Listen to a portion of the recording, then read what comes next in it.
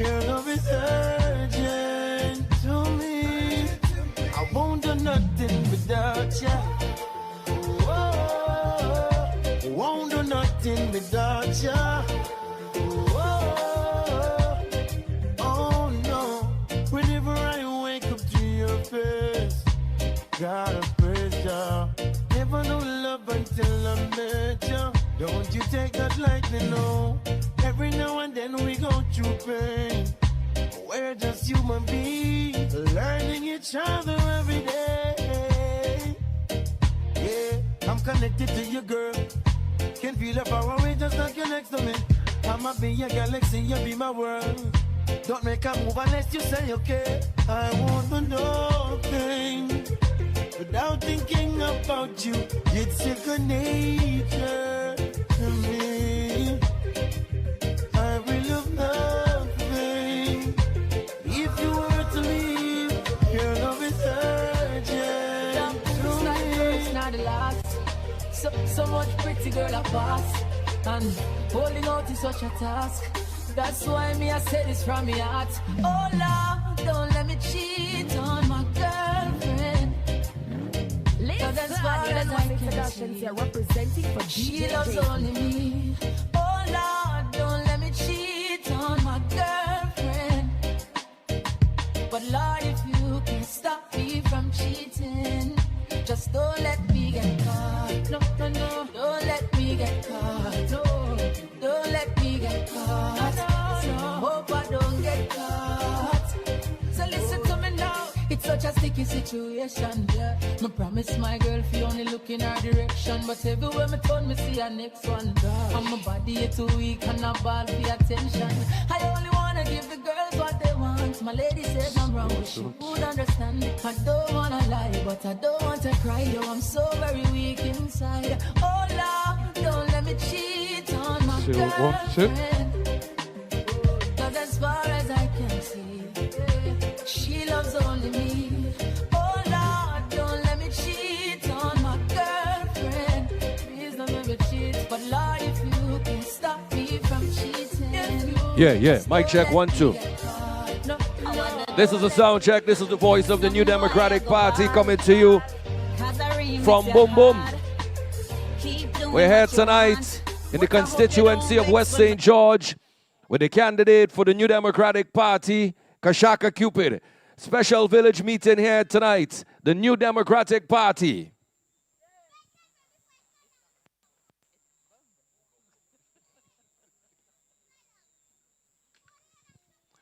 Yeah. This is the voice of the New Democratic Party. We're coming to you live from Boom Boom tonight. Upper Cane Hall, a.k.a. Boom Boom. And tonight we'll be presenting to you from the New Democratic Party, Kashaka Cupid, and the executive members of the NDP will be here tonight to speak to you as we prepare for the upcoming general elections here in St. Vincent and the Grenadines. Just weeks away. We are here to prepare you and to deliver the message of change and job creation and a better St. Vincent and the Grenadines under the New Democratic Party. So come out tonight. We're in upper. Keep going. Yeah.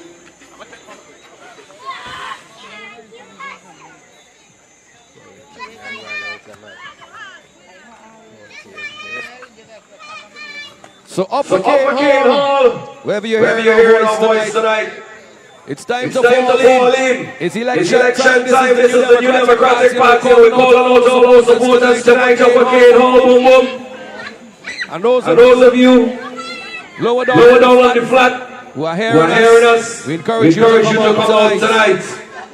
Kashaka Cupid for West St. George, along with the other members of the New Democratic Party, are here tonight.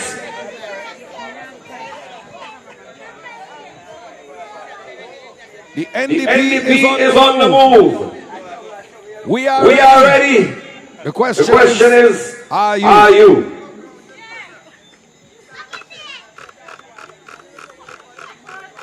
All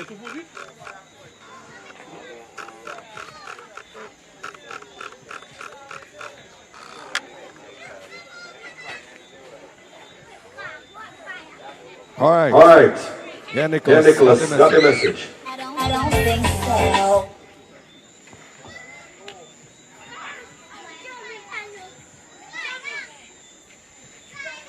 And you don't answer your phone when you're beside me. You ain't got nothing wrong while you're hiding, baby. If you love me, you wouldn't lie. If you love me, would've made me cry. If you really love me, you would try. If you all like you right, you're not like it. No way, no, not today, no. Okay, nothing can get me down. No way, no, not today, no way. No way, we must die. Bye bye now, we're in our side. Bye bye, can't conquer us. Ryan, what do you want to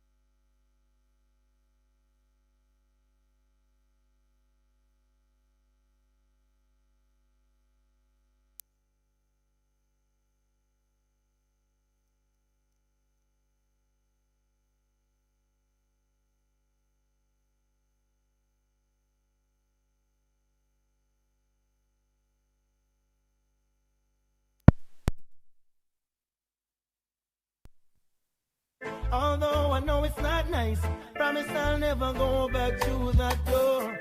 Although you've got your choice, please make sure the first is secure. I make my sacrifice, only you, no one before.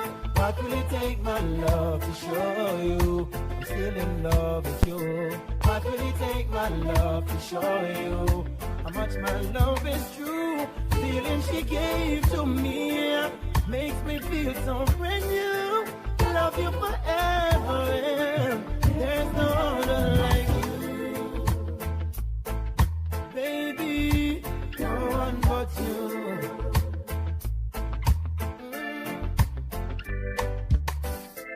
Many a times I've tried it, baby, I've been denying. I just can't live my life a day in this world without you. What will it take, my love, to show you I'm still in love with you? What will it take, my love, to show you how much my love is true? Feeling she gave to me makes me feel so brand new.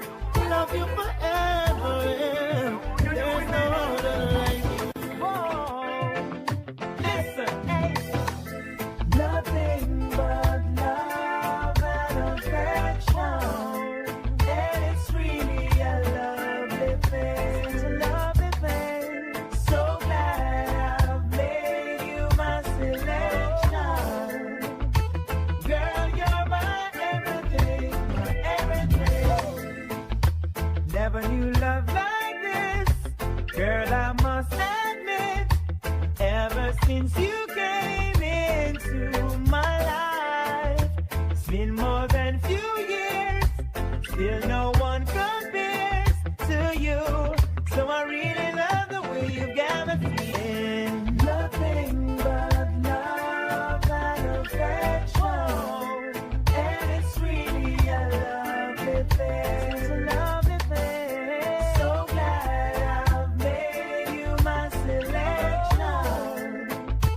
Girl, you're my everything, my everything. When I am away, I always count the days just to come right back into your arms. Heaven must have sent you. I'm so in love with you. It's true.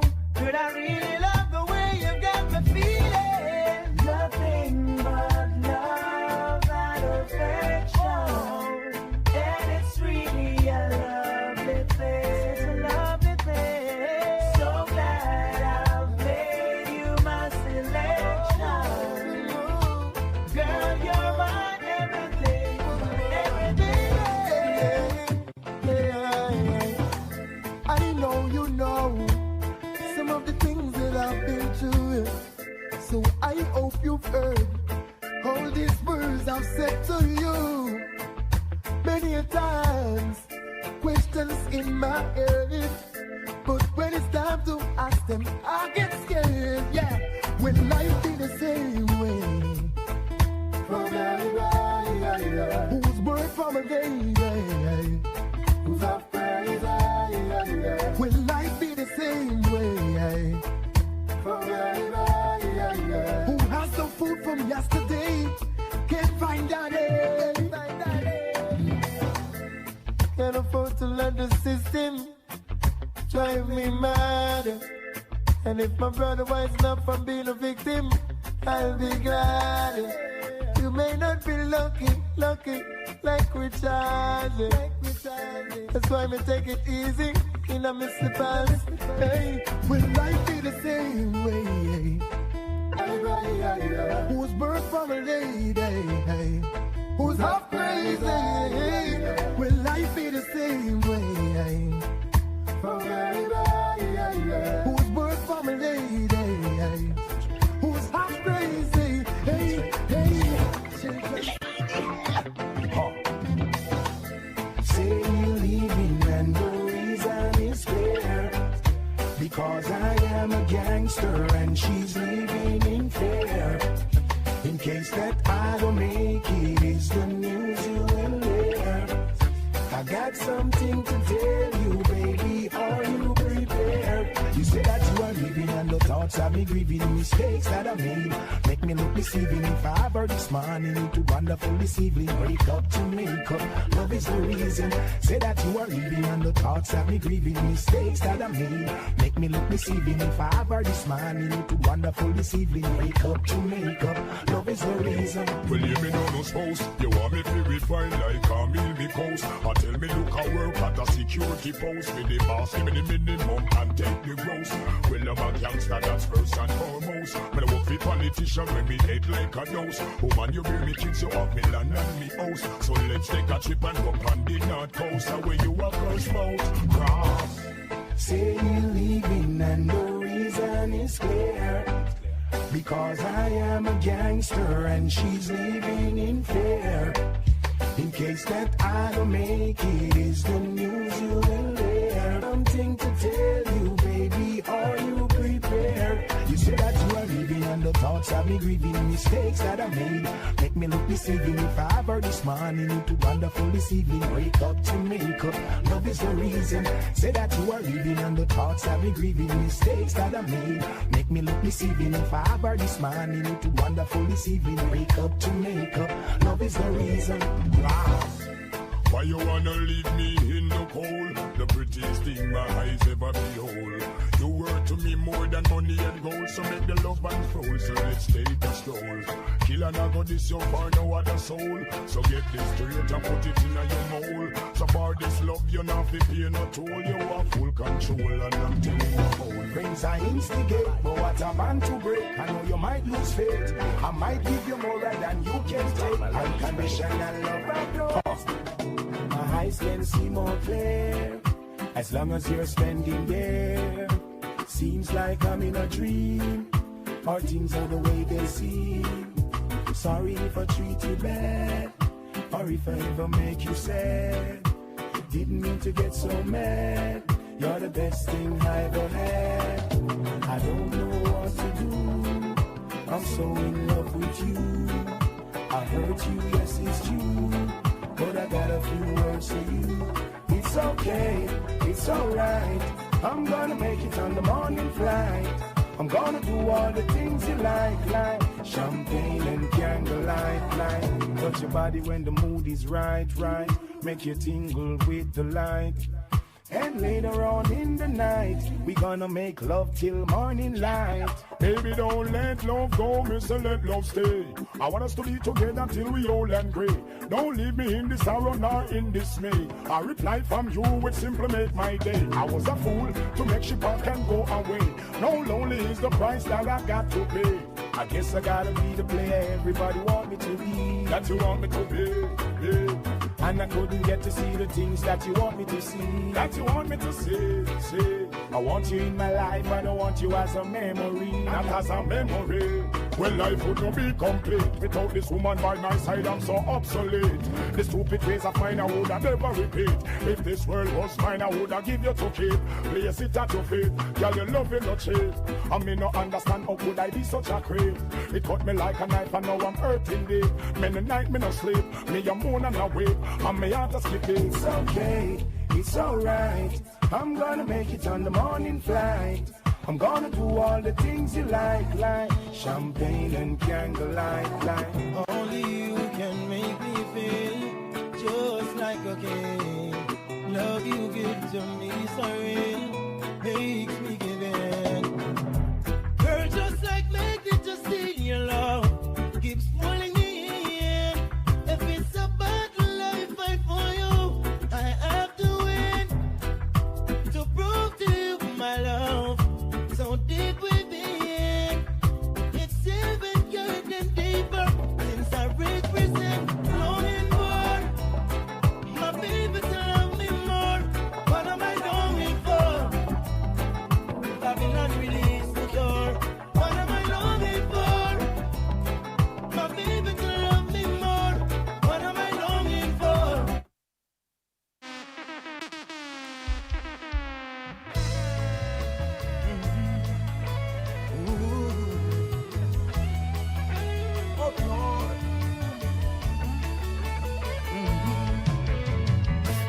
I was buried alive, but I'm still breathing.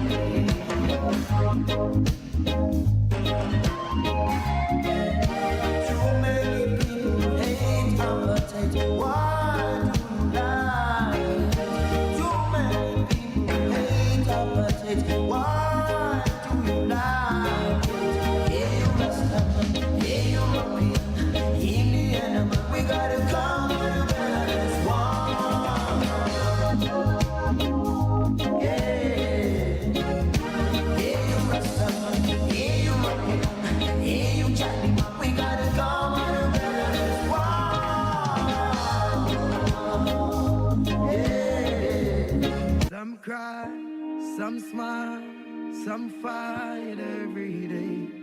We rise to the top, cause we know what it takes. Through it all we survive, yet still hold the faith. Unchangeable, Lord unchangeable. Hey, no matter how the dollar might stack up, me still not change. Me I go stay rough.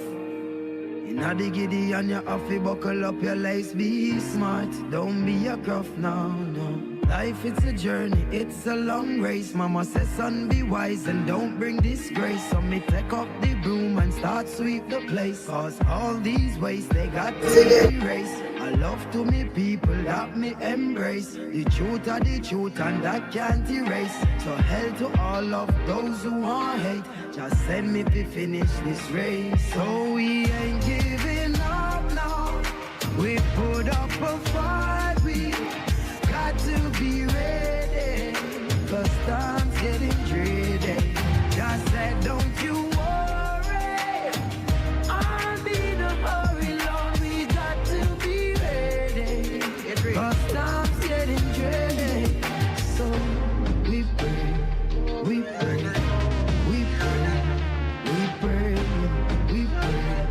We pray. Bless not be flow when the prayer gone up. Not a evil can harm us. Them think we done when we just a warm up. Yeah, nothing I mind us. So me tell the youth hold on. Tell mama be strong. Jackie, have faith in God. Me no know about man. Long time them a try bring me down. And not just now, from a very young. Chat me every day with them funny tongue. Them a watch me on the telly now. Yeah, giving up now. We put up a fight. We got to be ready. Cause time's getting dreary. Just said don't you worry. No. I'll be in a hurry, Lord. We got to be ready. Cause time's getting dreary. So we pray. We die. We die. We pray. We die. We pray. We know you know nothing with you. If you're not showing no progress, man figure through life without no stress. Be friends with some people that's hopeless. Cause them are not them progress things and them school. I just saw them tongue tan. As to where your bread come from. A jail bunk them want see man head pan. A your nice life them want see you dead from. Nah, them can't check me and kill me, me can't dead so. Them must have bag of news to your woman for your woman live, yeah. Life is like the weather. You have to go through the season. A simple strategy. People change and you don't know the reason. The people now have no direction. And them a time lead you. No couldn't work with a nigga.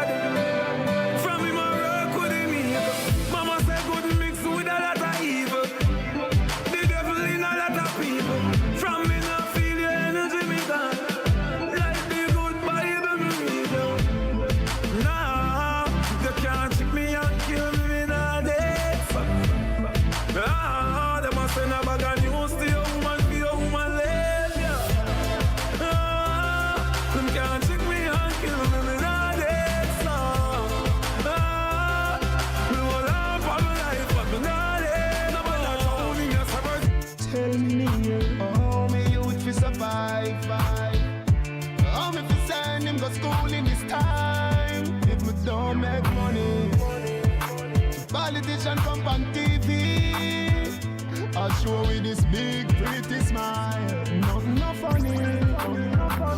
Look on the life we living. Look on the life we living. Look on the life we living. Is a better way we seeking. Look on the life we living. Look on the life we living. Look on the life we living. Nothing no funny. Only for people make bad mind take them over. Cause them a try to face it all alone. So me a call for the strength of the Father to help me to work for me own. Keep bad mind out of my heart. Keep negative out of my thoughts. Me know say it's easy to free the wrong way. So Jaja please guide me every day. Keep bad mind out of my heart. Keep negative out of my thoughts. Most I bless me, yeah. Bless, guide and protect me, yeah. Well, one on the strength. On my work on a one day thing. My work on a sometime. Me have to work 7 days out of the week. I saw me things set now. Cheetah, me go on and on and on and on and on and on and on. Yeah.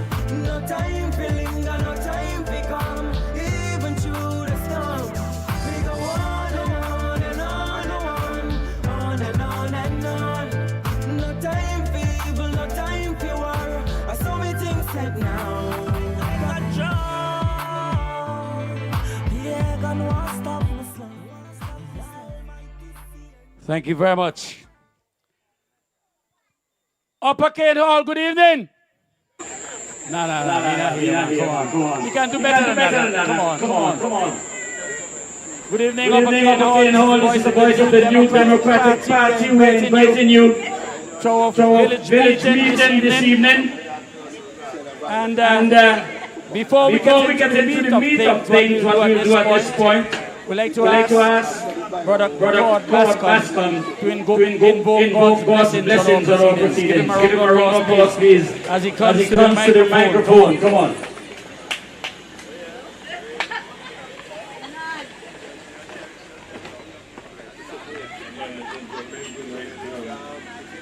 Go ahead, sir.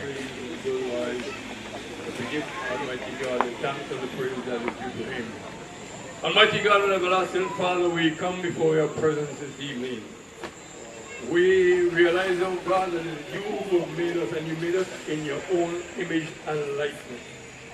But you have not just made us just so you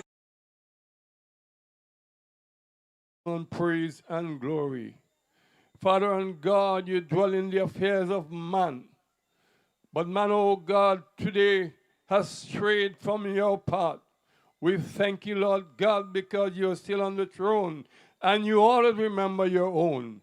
Heavenly Father, we ask, as we go through this meeting tonight, that your blessings be upon us. Oh Lord God, let truth come out. In the name of Jesus, let truth come out. In Jesus' name, as we are not yet accustomed to all that man will have to say to us. But we know that you are still God, and you are from everlasting to everlasting. Bless us tonight, we pray, in Jesus' mighty name. Hallelujah. Thank you, Jesus. Hallelujah. Thank you very much, Brother Bascom. Ladies and gentlemen, remain standing as we recognize the anthem of St. Vincent and the Grenadines.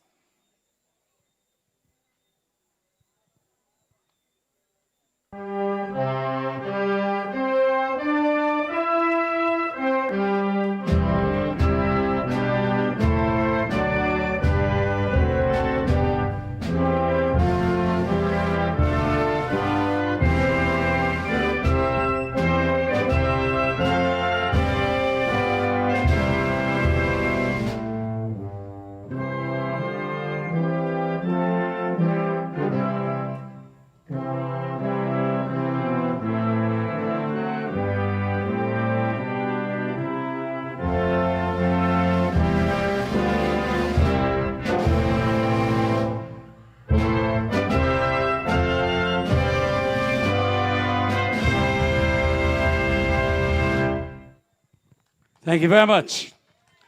Ladies and gentlemen, good evening once again.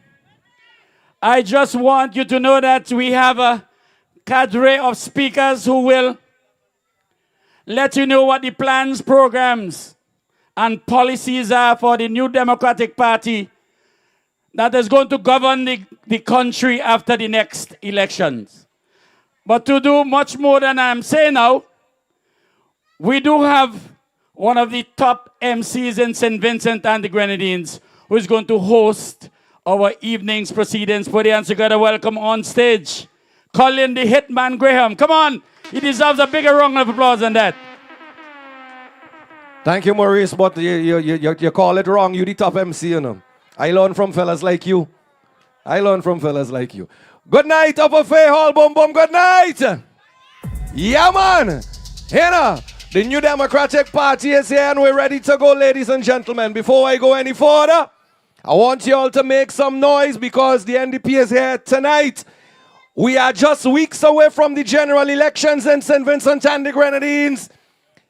And we have to make sure that you know what is expected of you when we go to the polls on election day. Let me take this opportunity to acknowledge Vice President of the New Democratic Party, the Honorable Major St. Clair Leacock is here with us tonight. We also say good night to the other candidates of the New Democratic Party that are with us tonight. We say good night to Dr. Kishore Shallow, all the way from North Leeward, is here with us tonight. We also have your candidate, your representative for the constituency of West St. George. Fay Hall, boom, boom, please welcome and say good night to your own Kishaka Cupid. We also acknowledge the presence of the treasurer of the New Democratic Party, Luan Hathaway. Also here with us tonight, we have the president of the Women's Arm, Ronya Balcom, is here with us tonight. Give them a round of applause. And you will be hearing from the president of the Women's Arm tonight here. Later on tonight, we should be joined by the president and leader of the New Democratic Party, and of course, the next Prime Minister of St. Vincent and the Grenadines, Dr. Godwin Friday, will be here with us tonight. Folks, if there's anybody missing, just let me know. Of course, other members and executive members as well as chairpersons, well-wishers, supporters of the New Democratic Party, good night to each and every one of you. Glad to have you here tonight.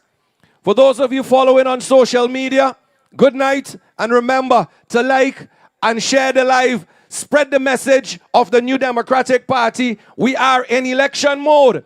And as you've been seeing from the various political meetings and village meetings of the New Democratic Party, the turnout has been strong. The support has been overwhelming. And I want to tell you and remind you to keep that momentum going straight to the polls on election day and let us vote for the change and make a difference in this country. Enough talk. Time for action, ladies and gentlemen. And the time is coming close. But we in the New Democratic Party will continue to spread the message of hope and change for a better St. Vincent and the Grenadines. So what I want to do, because we're off to a little late start, to those of you who are listening via radio, via Nice Radio, we thank you so very much for tuning in and being a part of this meeting tonight. Those of you viewing via social media, as always, we're glad to have you. Let's go straight into the meeting tonight, ladies and gentlemen. Our first speaker, I would like to welcome to the podium to get it started. She has been delivering powerful after powerful messages right here on the platform for the New Democratic Party at the various village meetings. She is, ladies and gentlemen, one of the strong female voices in the New Democratic Party.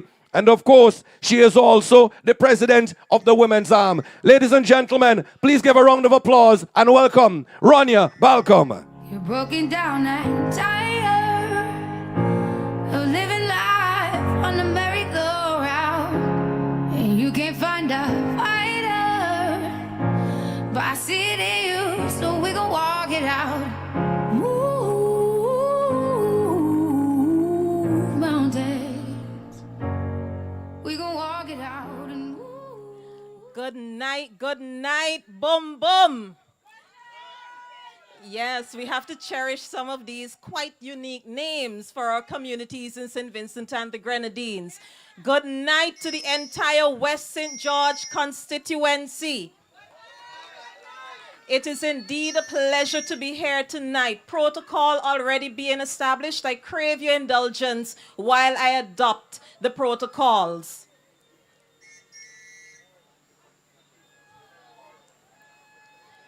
Give it up for our very own Kashaka Cupid, the next representative for West St. George. It's pretty tight here tonight, very busy. All blessings indeed. Now down to business. It is indeed, again, a pleasure to be here on behalf of the New Democratic Party's Women Arm to acknowledge our very own Kashaka Cupid. We are so happy to have him in the New Democratic Party. He is among a set of great candidates, arguably one of the best slate of candidates in the history of St. Vincent and the Grenadines, in my opinion. Of course, I'm not in any way belittling the contributions of our former members, but who have, of course, rest in peace, most of them. But definitely, we have to encourage our new leaders among the New Democratic Party. We have, for instance, and why I would say that, these candidates have distinguished themselves in their communities and in their respective professions.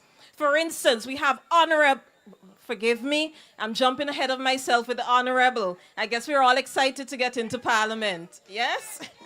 We have Dr. Kishore Shalu, all the way from North Leeward, President of the Cricket West Indies.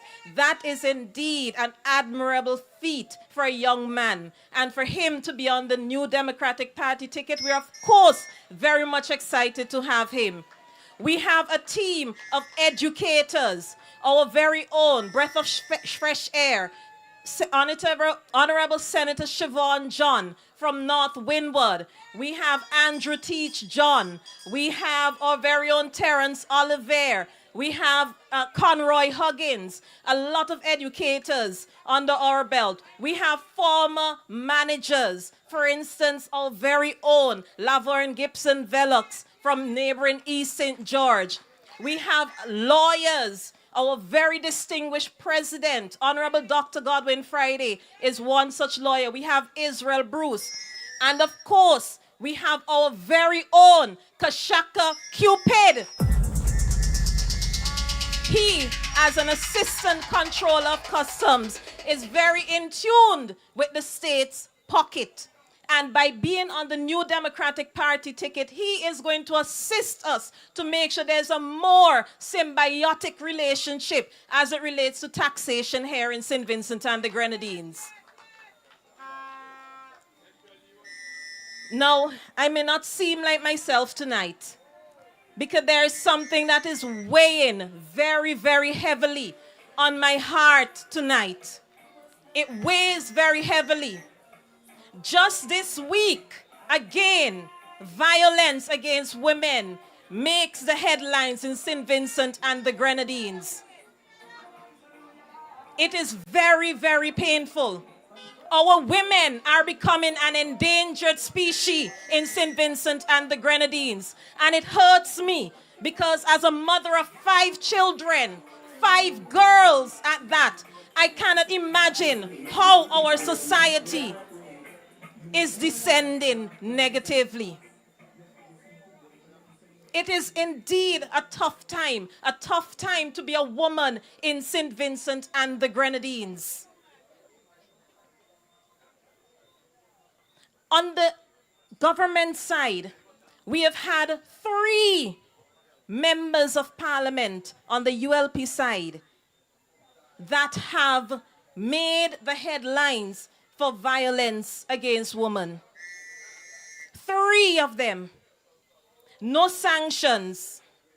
They get away with it, and it pervades down. It trickles down to our society. As they say, if the head rotten, everything else is rotten. St. Vincent and the Grenadines women, our women, we are the majority voters in St. Vincent and the Grenadines. It is time for us to make our voices heard and say no more to violence against women. We need a Cupid in Parliament. We need love in this country. And that is why Cupid cares, and he's the right man for this job, the right representative for West St. George. The time is now. We have in St. Vincent and the Grenadines a serious challenge before us. Academic-wise, school just reopened. And we hear that the Dr. J.P. Eustace Secondary School has to be closed because of termites. So while our Minister of Education is busy eating the food, termites busy eating the school. This cannot be right. Cupid is not here to eat a food. He is here because he cares, and he cares very much for the people of St. Vincent and the Grenadines. And while we are on names of our nation builders, it seems to me that the government of St. Vincent and the Grenadines is making a mockery of these legends. The state of the institutions that you've named after these men and women is deplorable. Look at the Milton Cato Memorial Hospital. Our healthcare is in crisis. Don't be fooled by the building of the new hospital. We would have to welcome it. And when the new Democratic Party gets there, we are going to run it and run it efficiently. If we have to finish building it, we will. There is mold at the Milton Cato Memorial Hospital, and a female doctor that spoke up about it was reported immediately. So you can't talk. I'm told ants in the hospital as well. I saw crabs when I went there. Land crabs, that is. These are trying times. Our people deserve better. We have women who have suffered miscarriages being housed in the same ward as women who have children. What about the psychological impact on these women? To see someone else can nurture their children while you have to be there recovering for the loss of your own. Nobody comes there, no professional, to give them advice or guidance. We are in a crisis. It is time for somebody who cares. We have heard our Honorable Daniel Cummings echo the sentiments of the importance of healthcare here in St. Vincent and the Grenadines and the need to develop the NIS to assist with covering healthcare. Not everybody in St. Vincent and the Grenadines can fly out at the snap of a finger to dress a wound. It's hard. Look at the mother the other day, her child suffering from appendicitis, and the child keep being sent home and home until she can go home no more. These are trying times to be women in St. Vincent and the Grenadines, and I'm calling on you women to stand up and stand out.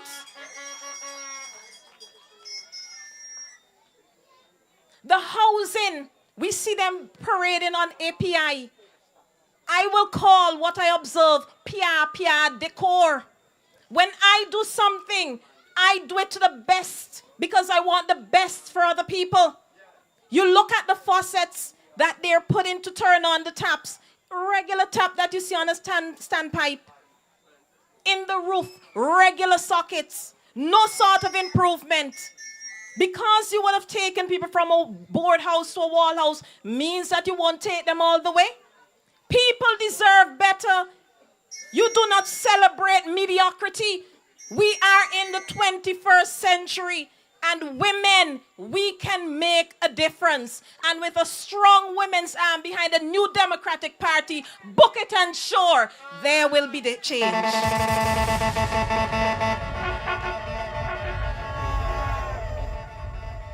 I have seen our very own Kashaka Cupid speak about the ills of the community, the bad roads.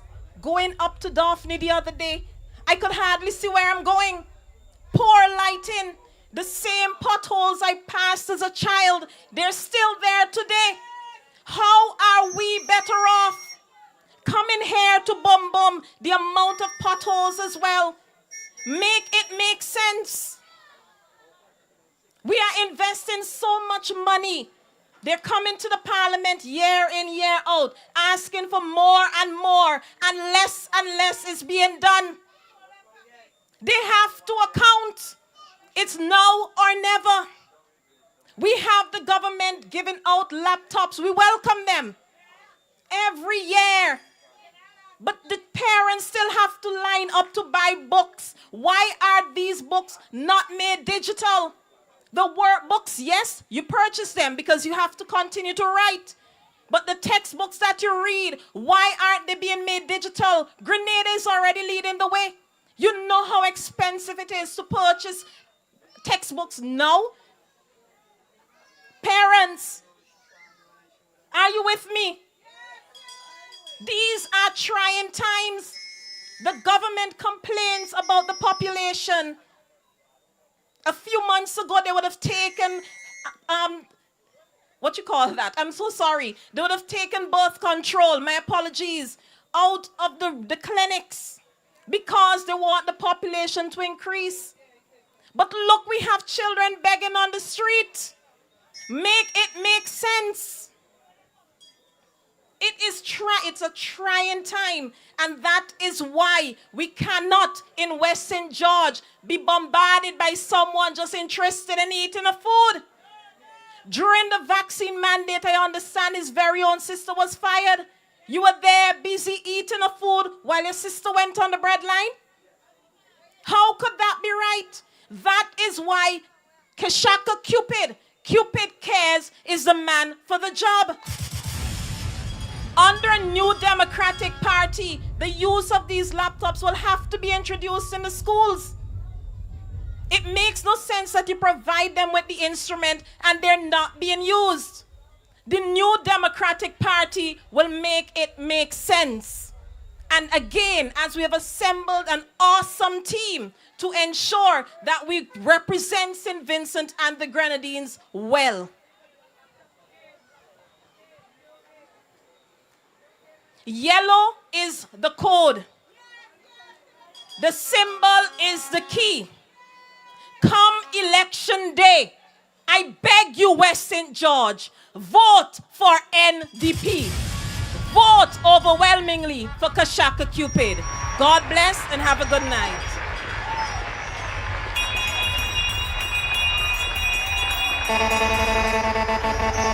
Yeah. All right, and always say like you're sticking with me tonight, fugitive. Play the tune for the people, man. Let we go. Bring back the community together. We doing it tonight for Kashaka Cupid. How we doing it? Friday. Bring back the loving, see, oh God. Yeah, man. Friday, oh God. All right. Folks, the New Democratic Party has been having village meetings after village meetings after village meetings, and the turnout and the support of the people for the New Democratic Party has been overwhelming and encouraging, and it's of course reinforcing that the people are ready to put a New Democratic Party in office. You have seen that most recently down in North Leeward, where tonight he is here with us. Dr. Kishore Shallow had a massive meeting down in North Leeward. But that's just one example of the many meetings that the NDP has been having. You notice up to now you can't hear the other side say they have one village meeting. It's a whole bunch of in-house meetings they're having in small venues, trying to pack the people and them in. They just had one recently by the Russell's Auditorium because they're afraid to come out in the public and meet the people. They're afraid to come out in the villages and meet the people because they know exactly what they're going to hear.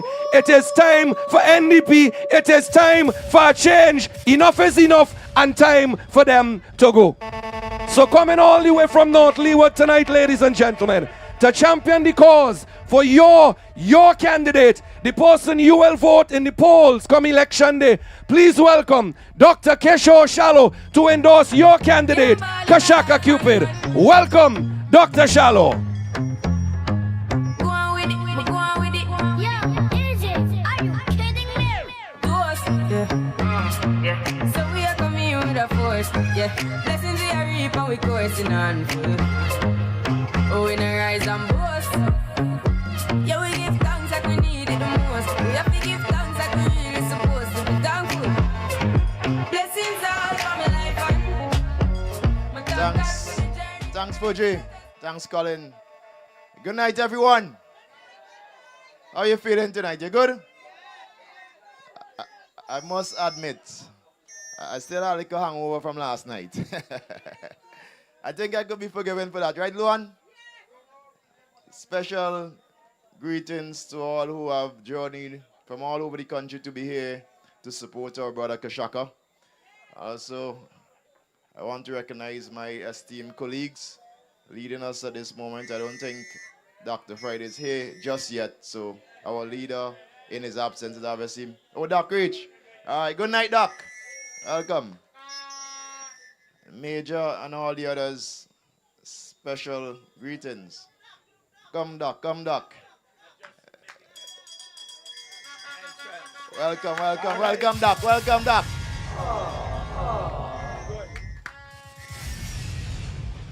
So the full team is here to support our brother. Now, briefly, I want to talk about the new economy first, and then I'm going to tell you about my brother Kashaka and why I stand in solidarity with him. The unemployment rate is obviously quite high in our country. And this is not something we celebrate by any means. The crime rate is high.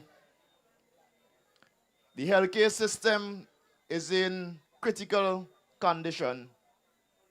And if you go across the other sectors, whether it's agriculture, whether it is tourism, and the others, they could do far better than they have been performing over the last few years under this administration. And it is in that context, the context of how do we advance our country, I want to speak about the new economy, particularly this evening, sports tourism. Now, it is very important that every one of us understands what we have been missing out on over the last 25 years or so, because sports tourism is by no means new. But in the region, especially in St. Vincent and Grenadines, we have failed to enjoy the benefits of sports tourism, and for different reasons. You may ask why? Especially when I tell you that the value of sports tourism globally is well over 500 billion US dollars. In fact, the last value given was over $600 billion in 2023. With a projection by 2032 toward over 2 trillion US dollars. And so you may ask yourself, why hasn't St. Vincent and the Grenadines engaged in sports tourism in the context of the new economy? Now I could tell you a straightforward answer. One is incompetence by this government that has been in power for 25 years. And the other is a simple fact that the priority of this government has never been to empower Vincentians. If you want to empower Vincentians, what you do, you give them opportunities or you create opportunities so that people could earn for themselves. So that people could actually go out and support their families and so on. As opposed to coming and having to beg the government every Monday morning. And I know my Vincentian people are very proud. And you don't want to beg. But people are forced to beg simply because of opportunities like sports, tourism, and so on. This government has failed to adapt them. But rest assured that the New Democratic Party is ready to embrace these opportunities for our people of St. Vincent and the Grenadines. And so, when you look at the different types of sports tourism, okay, there are about four different types of that we could benefit from, all with unique opportunities. So you're talking about the active part of sports tourism. These are the athletes, the cricketers, the footballers, the basketball players, the squash players, all of them, with tremendous opportunities to earn. We talk about employment opportunities. Then you have the event base, which is when you host major events. You host, whether it's World Cup, Winward's Games, and all the others, Carifta, and so on. And then you have the passive, which is the traveling fans across the region. Let us focus on those three for this evening. I mentioned earlier that employment is trending in the wrong direction in St. Vincent and the Grenadines. And so, if you have in sports, you could offer young men and young women, boys and girls, the opportunities to be engaged meaningfully where they are attracting remuneration. Why not create these opportunities? Why not establish systems and have infrastructure that is conducive or that are conducive to growth? Welcome, John, all the way from St. Kitts. Councillor John and his old man, Sir Venal Coombs. And the reason I mention Coombs is because Coombs know more about sports than anybody in government. I can guarantee you that. But sports, creating opportunities for boys and girls across the country, whether it's traveling or simply here owning, I mean, they are no-brainers. And you also have, from main events, opportunities to create employment locally. So let me break that down. You have Carifta games, or let's say football tournament, whether it's FIFA or whoever playing here. When players travel to the country, they're going to need accommodation. They're going to need to be transported across the country. They're going to need to eat. And so you have a spill-off in our economy. There's nothing else that could stimulate an economy like a major sporting event, especially for small developing state like St. Vincent and the Grenadines. And we have seen it in the World Cup recently. The sad reality is it took us being on the brink of elections for this government to embrace that opportunity. Similar to how they just executed this cricket festival event, purely out of interest to preserve themselves. And we are saying our government, when we get there, the New Democratic Party under Dr. Friday, we are going to be proactive and prioritize these opportunities for Vincentians so that we can empower you. And that is what we are clearly saying, and that is what we are standing by, and we are going to deliver after you elect us later this year. So tremendous opportunities there to create opportunities, to create employment for our people. And I could tell you, I know many sportsmen and women across the Caribbean are already earning from sports tourism by being involved. I also know that there are other technical exports, whether it is physios, whether coaches, and other areas who are benefiting. Even commentators, Leroy, they benefit as well. Now, because as promised, I'm going to be brief. Last night I was on the other side. I was I think I went about 30-something minutes last night, Leroy. First time ever. But tonight, I promise to be brief. So let me talk about my brother, Kashaka, for the remaining minutes on the platform. I have known Kashaka from since I was 12 years old. We both went to grammar school, and I came in to grammar school and met him there. I remember my first week in grammar school. Everywhere I walk around, all I hear about a youngster, Kashaka. Kashaka. I was in Form 1, you know. And everywhere you walk across grammar school, you hear Kashaka. Right? And they thought, so I want to know who is this Kashaka? They say, boy, he's the next Brian Lara. The man was about 13, 14. They say he's the next Brian Lara. So me and my interest for cricket, I obviously want to get to know this brother. And then I ventured out and met Kashaka right on the little lawn in grammar school, like where we used to play cricket every break, every lunchtime. At the time, he did look like Brian Lara for real, no lie. So I've grown up over the years, knowing Kashaka very well. We actually played on the Venal Coombs with Victors together as well in club cricket. And so we spend quite a lot of our time, not only in school, but on weekends playing cricket. And what I've seen over the years is an exceptional young man with great discipline, talent in every area, multi-talented individual.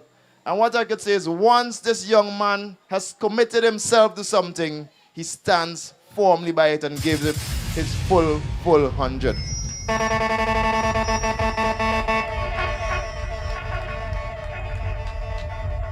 I remember even recently when he decided to go in for the vice president of the SPG Cricket Association position.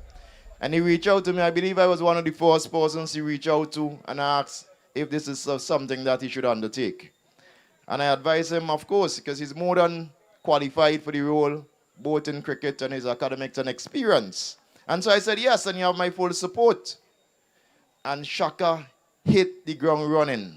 When I tell you about hit the ground running, I have never seen anyone in my years of cricket administration campaign like how Kashaka campaigned then. And it is the very same level of discipline and commitment I am seeing from him since he has been elected as the candidate for the New Democratic Party in West St. George. And in Kashaka Cupid, similar to what I've seen over the years when we traveled across the Caribbean for cricket, and since we are adults, is a young man waiting to serve people.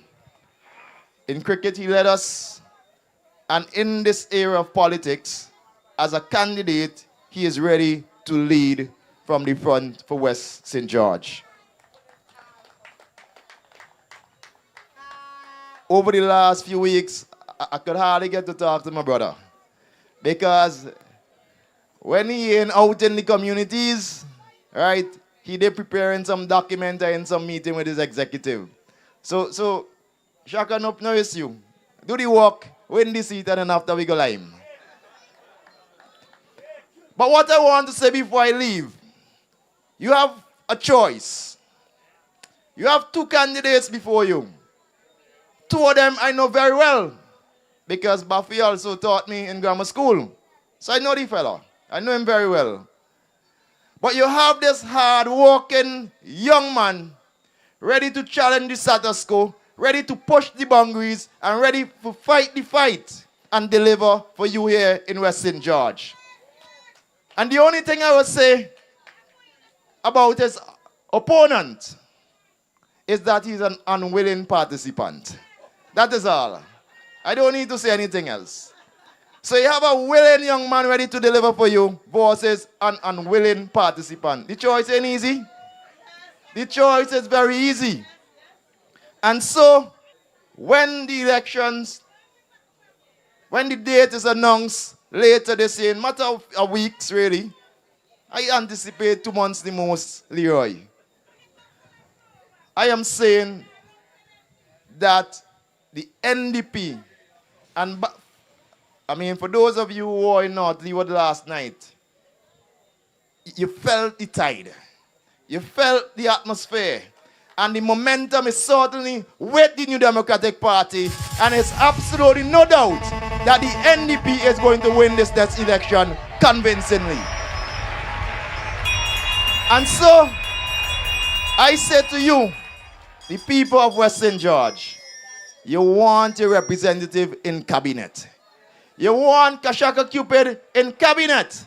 And so let us all stand firmly and strongly with Brother Kashaka Cupid in the next general elections. West St. George, it's a pleasure being with you as usual. God bless. Good night. Let me tell you something.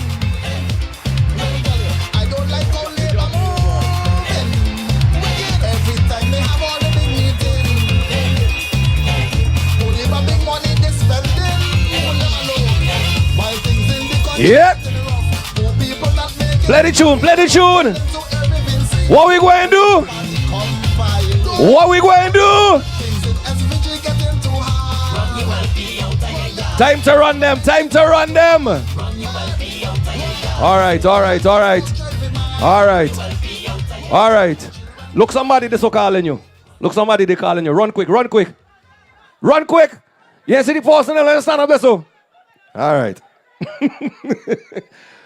Folks, I didn't mention earlier also we have here with us tonight from East Kingston, the Honorable Dwight Fitzgerald Bramble is also here tonight to give his full endorsement to Kashaka Cupid. And of course, you also saw the president and leader of the New Democratic Party, Dr. the Honorable Godwin Friday, the next Prime Minister of St. Vincent and the Grenadines. So what I want to do at this time, I want to invite the Honorable Dwight Fitzgerald Bramble, Mike's side, to come and give you some greetings and of course give some full support for your candidate Kashaka Cupid in the upcoming general election. So please, ladies and gentlemen, welcome the Honorable Dwight Fitzgerald Bramble. All right, Colin. Thank you, thank you. Boom, boom. Upper Cane Hall. Good night, good night, good night. I am so excited to be here tonight. You know, I was home. I said, boy, let me wait until I hear the live start before I come out. But I couldn't wait no longer, so I came out. Listen, I was just talking to a couple of fellas up there about West St. George and the uniqueness of West St. George as far as the New Democratic Party is concerned. Since 2001, the New Democratic Party has not fielded the same candidate in any elections twice in West St. George. Every election we have a different candidate. But this election, Shaka going to change that. Because after this election, when he win in 2030, he coming back to be re-elected. And I am telling you, let me tell you something. Shaka is a young man. When Shaka was thinking about putting up himself as a candidate, because me and Shaka go way back, you know, we know each other quite well. I ain't gonna tell all you some of the connections, Shaka. I gonna keep the secret. But nothing bad, nothing bad. But listen to me, he come up, he say, boy, Fitz, I putting up myself for West St. George, you know. And if all you know Shaka, and he started to talk and he touching me up, he say, Fitz, I could win this thing, you know, Jed. I could win this thing. Just like how I telling you, Shaka said, I could win this thing. And more, as the time goes by and as the elections draw closer and as the issues become more prominent and as we start to discuss and dig deep into the issues which are affecting our country, we realize the significance of having a man like Shaka on our team. Shaka is currently the Assistant Controller of Inland Revenue Department. Now, the Inland Revenue Department is responsible for making sure that our government revenues are not only collected, but are properly monitored and are properly spent, in other words. And we know that over the years, this current government have not been proper stewards of our revenues. They can't even collect taxes where they're supposed to collect. So I am saying to you, with a man like Shaka on our team who understands the real importance of revenue and how that drives our economy, it shows you the value of Shaka in our team. Right now in St. Vincent and the Grenadines, cost of living, the economy generally is our biggest challenge. People catching the nenen. And I'm talking about people who are considered as upper class, upper income people, catching the tail to live in St. Vincent. And there are myriad of factors why that is so. One of them has to do with the fact that we are not generating enough economic activities to put money in people's pocket. Another problem has to do with the high prices in the supermarkets and elsewhere. How do you cushion that? How do you help our people to deal with that? Those are some of the challenges that we have to meet. And our team, headed by Dr. Friday, and with Shaka as a part of our team, will make sure that we effectively address those issues. So I am very, very happy to have a man like Shaka in this team as my teammate. I pledged to Shaka when he was selected. I say, Shaka, West St. George and East Kingston are neighboring constituencies. And I pledge to you that I am going to give you all of my energy. All. Now, that doesn't mean that I am complacent and I ain't going to spend no energy in East Kingston. Don't get me wrong. But I'm going to give Shaka all of my energy for help him here, and I'm going to use the rest in East Kingston. So, Shaka, have no fear, my brother. Always remember to read Deuteronomy 31:8. I ain't going to get into it tonight. Read Deuteronomy 31:8. And remember, no weapon formed against you shall prosper. Because you have a man like, we have the entire team. But when you have a neighbor like East Kingston and yours truly to support you, you know you're going to play. So, come on, brothers and sisters of Boom Boom and West St. George, I am kindly asking you to make sure you go out and support Shaka. Don't sit down and say, well, the other man, they can't beat Shaka, no, because we not even see. Watch the condition of the roads. Watch this. Yes, we know all of that. But if we do not register and go out and vote on election day, nothing ain't happening. So make sure you put your support behind Shaka. And I am guaranteeing you that when we form government and with Shaka as an integral part of our cabinet, you will all be proud of him. Thank you. Good night. Is enough. The people say Boy. they gone now. You want to hear it again? Enough is enough. Thank you very much, Spitz. They gone now. Dr. Friday is down in the crowd, right? And as I get ready to bring up the next speaker, there's something that Fitz said and something that Dr. Shallow said that I want you all to pay notice of. And Dr. Friday, I commend you for putting together what I want to call a dream team to contest the general elections in this country. Because this is a remarkable team of young, brilliant men and women who have come forward to represent you in their various constituencies and are showing that the NDP continues to attract good leaders, good leadership going forward, good men and good women of good character to lead this country forward, and that is just what we need. Dr. Godwin Friday and the rest of the NDP team, the dream team in this upcoming general elections, go to the polls and make sure you vote them in solidly, of course, with your X next to the key. Shaka, it is my pleasure and my honor being here tonight. Well, you know I'm a East St. George boy. But I'm living in West now. So I torn between West. But for some time now, I have given you my pledge that I would be here and I would be in the constituency to work with both you and Miss Velox, because we have to make sure that we bring home the Georges this general elections. And when I tell you, between Laverne Gibson Velox in East St. George and Kashaka Cupid in West St. George, it can be done and it will be done in this upcoming general elections, with each and every single one of you going to the polls and voting for the New Democratic Party. Please welcome our next speaker here tonight on the platform. He's the Vice President of the New Democratic Party. He is also here tonight to give his full endorsement for your candidate, Kashaka Cupid. Ladies and gentlemen, boom boom, up again, all please welcome the Major, the Honorable St. Clair Lee Corker. Solid as a rock. Solid as a rock. Solid as a rock. My love, it's as solid as a rock. I can't stop.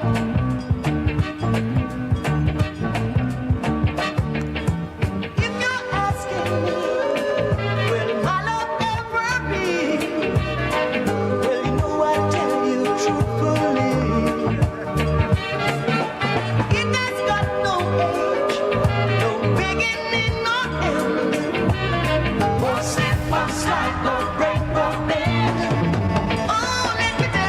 My love, solid as a rock, solid as a rock, solid as a rock.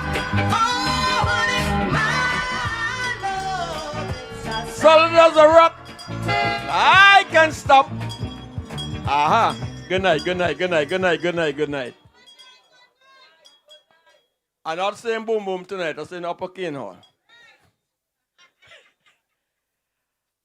Well, I can't count how many times I've been here at a public meeting. But one more time, yours truly is here. You saw, before I got off to my short presentation, I got a good greeting from my worker, Franklin Edwards. Now, I hope she don't mind, because Franklin is working for me now for about 35 years. And she hasn't voted for me one time yet. but the MC, Morris answered this one for sure. So, Morris, hey, witness, I'm holding you to that. This time, for sure. Thanks in advance, Janet. It's going to be my pleasure. President Friday, somewhere in the crowd, colleagues, Bramble Fitz. I don't think any parliamentary league are here tonight, but the executive members present, SG, Treasurer. Who else is here? A number of them. I call them already paper. You know the difference between Secretary General and General Secretary. But always present, whether the majors there or not, are my people of Central Kingstown. As per usual, Ingrid and company, they put their hands in their pocket, they organize a van, and they come out to support to ensure that their party, the New Democratic Party, does well and perform well. Thank you again, Central Kingstown. Thanks for your support. Well, we all know why I'm here tonight. And that is to support one of our new candidates, Shaka Cupid. And I hope in the process of my presentation tonight, I capture that.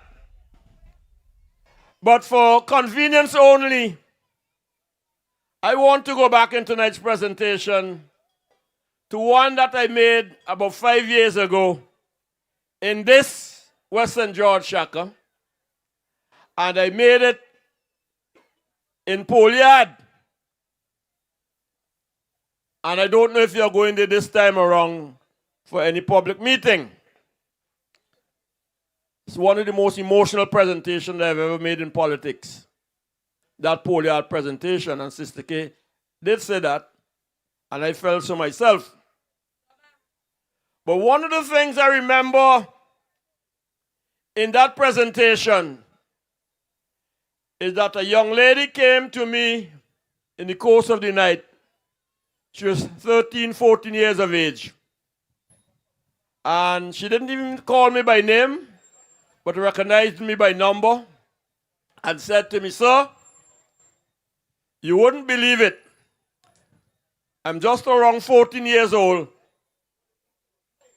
And everything bad that can happen to a person in life has already happened to me. I want to repeat that statement.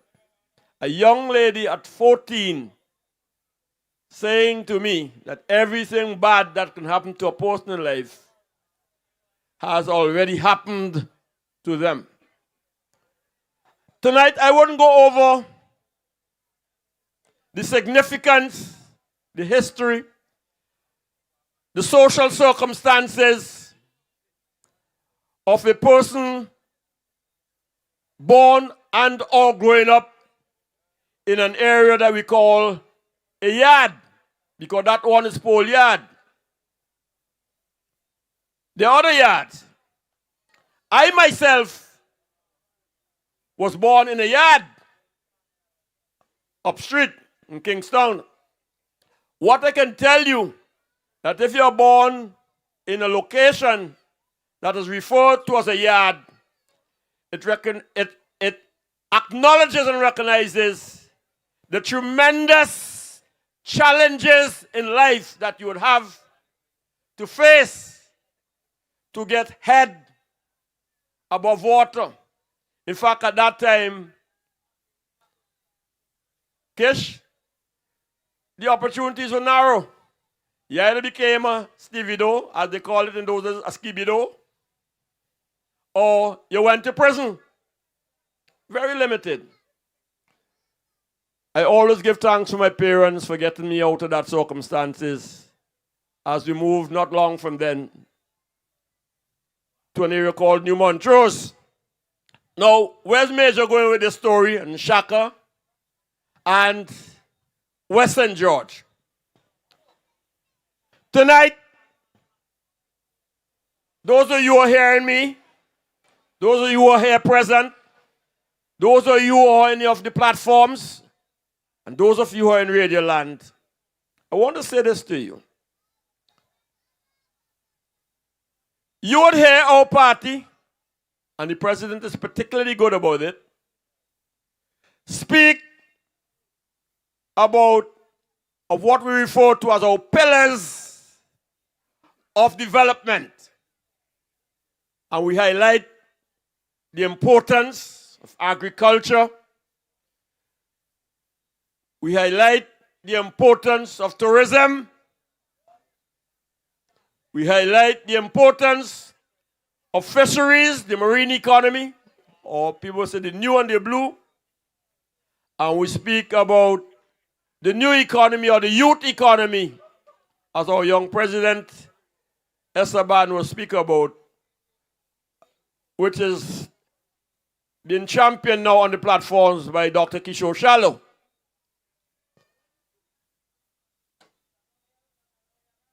I highlight them because when you are a seasoned politician like myself, when as up to this evening, we were doing our community walk in a particular location in the city, you come face to face with life and living experiences that may on the surface appear remotely connected to that four-pillar conversation.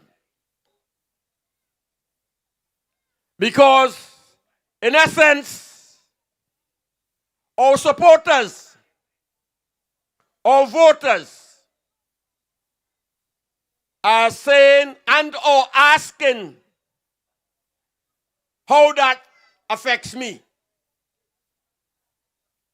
So I may even bluntly say to you, it has nothing to do with me. They are preoccupied, President Friday, Kishore, Fitz, and Shaka, and company, with the here and now. In essence, St. Vincent and the Grenadines, there is a very significant portion of our people, we call them voters, who would go to the polls shortly and would make a decision to select a representative, a political party, because they don't choose the prime minister. That is chosen from among the candidates who are successful by the candidates themselves, but they feel that they chose the prime minister. It's indirect exercise. They will make that decision of who best captures and reflects their interests. Now, to strengthen the point that I want to make in this conversation, Shaka, that should guide you in your campaign, and colleagues, for what it is worth,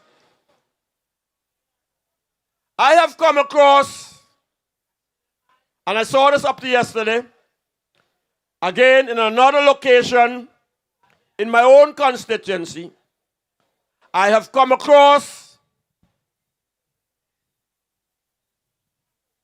a fairly large number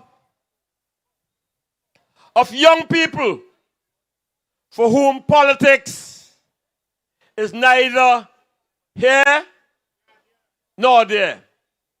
In fact, left to themselves, a number of them would not go to the polls. Are you with me? They are standing out of the election exercise. Well, voter and human behavior, Esteban, young people's response is not artificial. It is not an abstraction. And when they are taking that posture silently or loudly, I suggest to you that in most situations and circumstances, President Friday, they are influenced by the material experiences in their own home, in their own family, of mother and father, and more often mother, and of siblings, brothers and sisters experience, and neighborly experience. And whether we like it or not, we have to come to grips as politicians,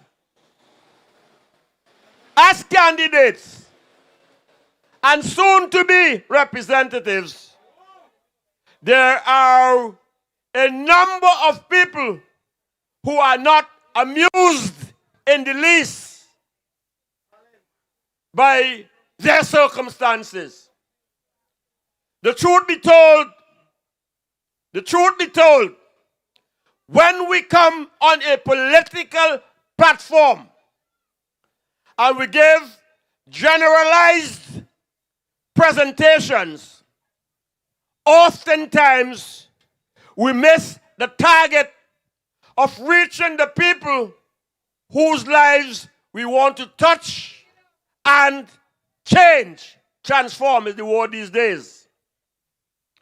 But those people are sending us as politicians a message. I am not satisfied with what my country has done or is doing for me. That statement, often ignored or left to itself, is what subsequently manifests itself, Kishore, as societal problems. You hear me? Some battle it through. Some find a way to escape to distant lands. Some may get consumed into religion, others into sports and culture, but oftentimes many into deviant behavior. But side by side with all of that is a persistent malaise in our societies that many of our people have given up of ever becoming part of the development of our societies. What that translates to mean is that our country is underproducing and therefore experiencing significant stress in developing our country in a way that is consistent with the policy framework that we highlight. So, if the seemingly long and not sexy conversation that I'm presenting to you here tonight has any meaning, it says to me that when you are coming forward as a candidate, a representative, and hopefully ambition to be a minister of government, you have to begin with yourself and ask searching questions. It may well be, where are we now as a people? Where are we now as a country? Where am I as a politician insofar as I am able to make a difference in the lives of the people whose vote I am asking for? Serious questions. And if we don't ask it and answer it honestly, then we end up spinning top in mud. In a vicious spiral, we are going around in circles. A classic case in point is where we are today in St. Vincent and the Grenadines. If I was searching for a political headline, I may borrow the lyrics of a popular song and artist. We have lost 24 years of valuable time. 24 wasted years. Thanks for the help, my brother. 24 wasted years. So, challenge Major. Ask Major how you can come to that conclusion of 24 wasted years. And how is the choice in West Kingston between the incumbent and Shaka a relevant consideration? If you listen to your news of this week, you would hear barefacedly and unashamedly that last week or the week before, the Deputy Prime Minister said we could not repair our schools. And why? We did not get a loan from Saudi Arabia for $4 million. A week after, the evidence manifests itself. We send the children back home because they are in a woodlice-infested school presided over by the current Minister of Education. Are you traveling with Major? But that is bad enough.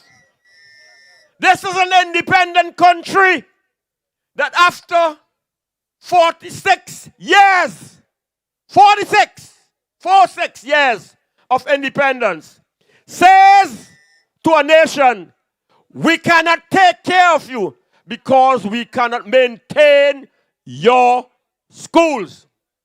As I've said elsewhere, we now have grammar school children graduating without having going to grammar school. High school children graduating without going to high school. School children competing with lice and ticks and dog bite on a tarmac built for transforming for landing planes.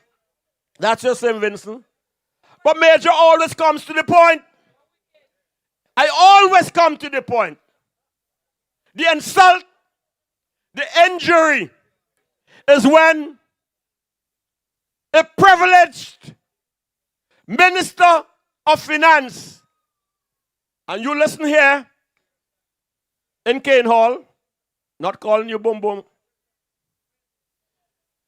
When you hear in Kane Hall, listen to a Minister of Finance say to us, aha, we have come upon a solution. We will be launching shortly, Luan, a 1.3 billion with a B dollars hotel complex to create 2,000 jobs for Vincentians. Think about it. Ponder upon it. This is a government that 24 years ago, Kishore, said they had nothing to do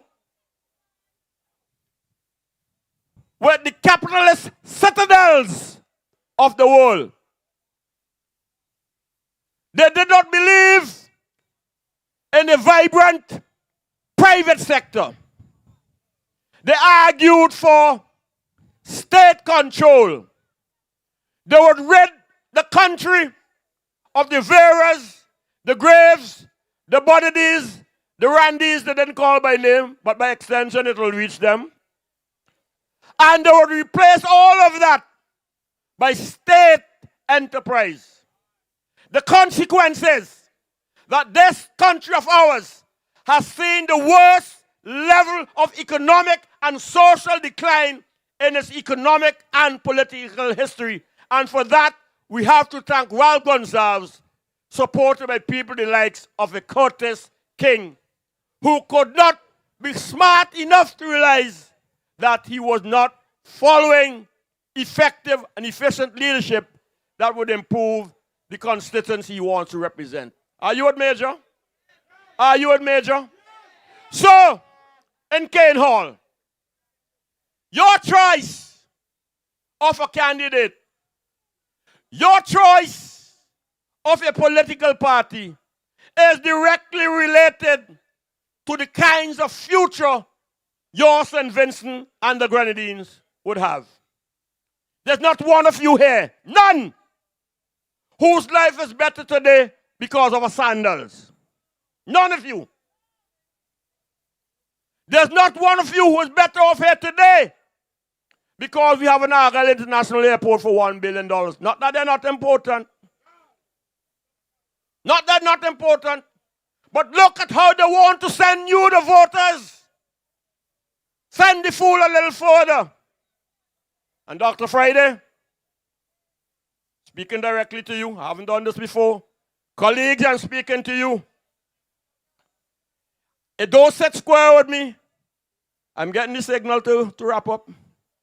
It doesn't sit square with me that in our development process that we are contemplating that will build this hotel, that hotel, and the other development, and will take all of the leeward coast. And one day, our people would not be able to have the same beach to go for the goat cook, the recreation, and the exercise. In the meanwhile, we exchange for 2,000 jobs. Not just that lack of custodial benefit and privilege, but we find ourselves in which we are supporting an economic construct. An economic construct in which our people remain on the margins of economic development, while the rich who have get richer and richer and richer, and your circumstances remain most abject. Shaka, Shaka, I'm endorsing you. I'm supporting you. But I'm also in the process of giving guidance and support to the new and emerging leadership of the New Democratic Party. But I'm doing so and giving it to you with very heavy and strong social conscience and responsibility.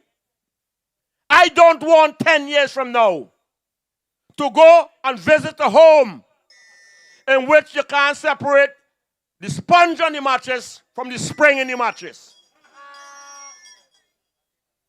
I don't want to have to go to homes in St. Vincent and the Grenadines where when I get back to my own, I have to wrestle with my own conscience because the environment that I just left is absolutely not suitable for human living. I don't want, and I pray God to be alive, that I go to homes and mothers have to be looking at daughters and hoping that they get big fast, that bacon comes to that home. I don't want to be in politics and to be understanding that there are societies and individuals who are telling me, Major, last night I slept here and with that rain setting up, I will sleep there. I don't want to have to go to homes where people do not know where the next meal is coming from. I don't want to have to be in communities in which when you're at the shop, the young lady comes and she buys one pamper to see her through the night to the next day. And the next purchaser buys a candle. And the next buys a big Coke. And we go on and on and on with the quality of life that is not worth living, while there's another half on the yachts, the big life, the good life, but who come to political platforms to appease you that once you are contented to stay where you are, it's all right.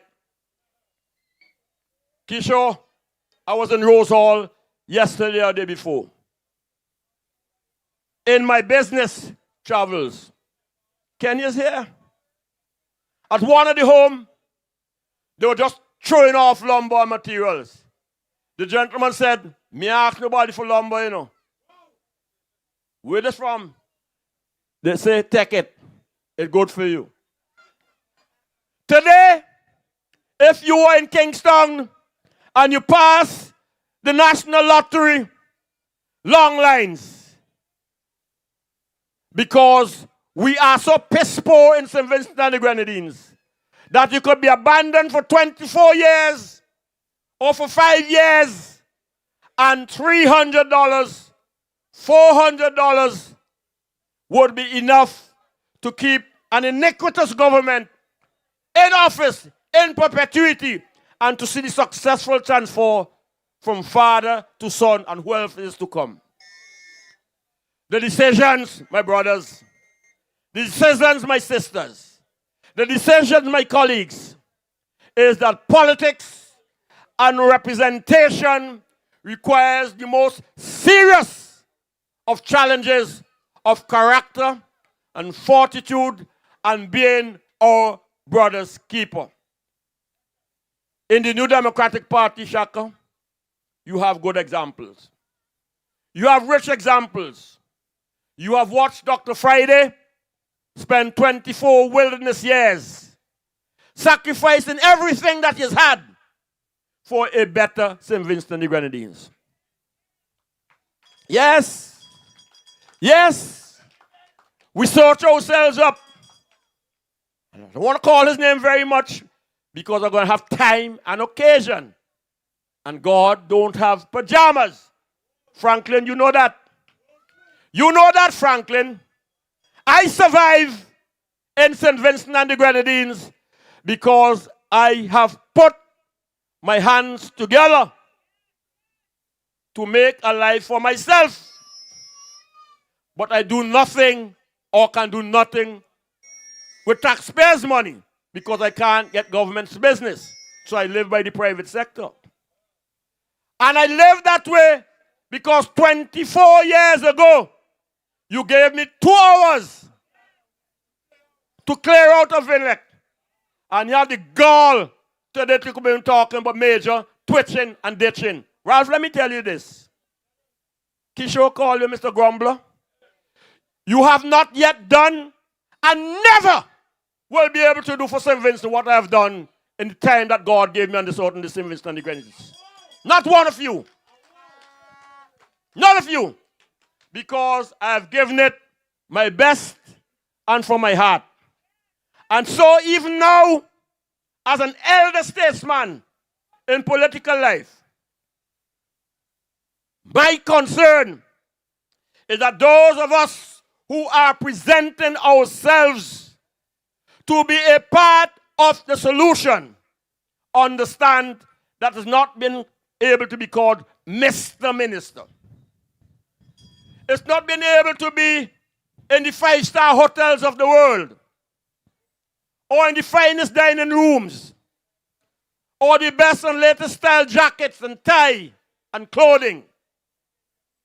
It is about the privilege to be able to stretch our hands out and hold the hand of a neighbor, a boy, a girl, one from the yard, and with one step back, give that gentle pull and say, I have saved this one to a better life.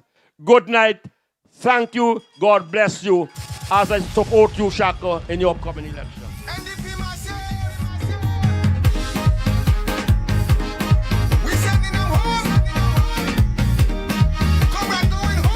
As always, powerful and stern.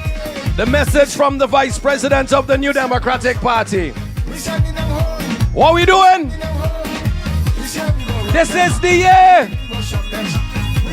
This is the year. All right. All right. Folks, you are here tonight because you stand solidly behind the New Democratic Party. You are here tonight because you stand solidly behind the candidate for the New Democratic Party in the constituency of West St. George, Keshaka Cupid. You stand here tonight because you want to send a message to your neighbor, to your friends, to your family, and to everybody in the constituency that on election day, you are going to the polls to vote for your candidate, Keshaka Cupid. I am honored to be here tonight. It's the first time on a platform in West St. George. I think it's not what's supposed to be here for you, Shaka, but I'm here for you tonight. And it is my honor, it is my pleasure to welcome to you tonight to take the microphone from me, your candidate, your future minister. Please welcome Keshaka Cupid.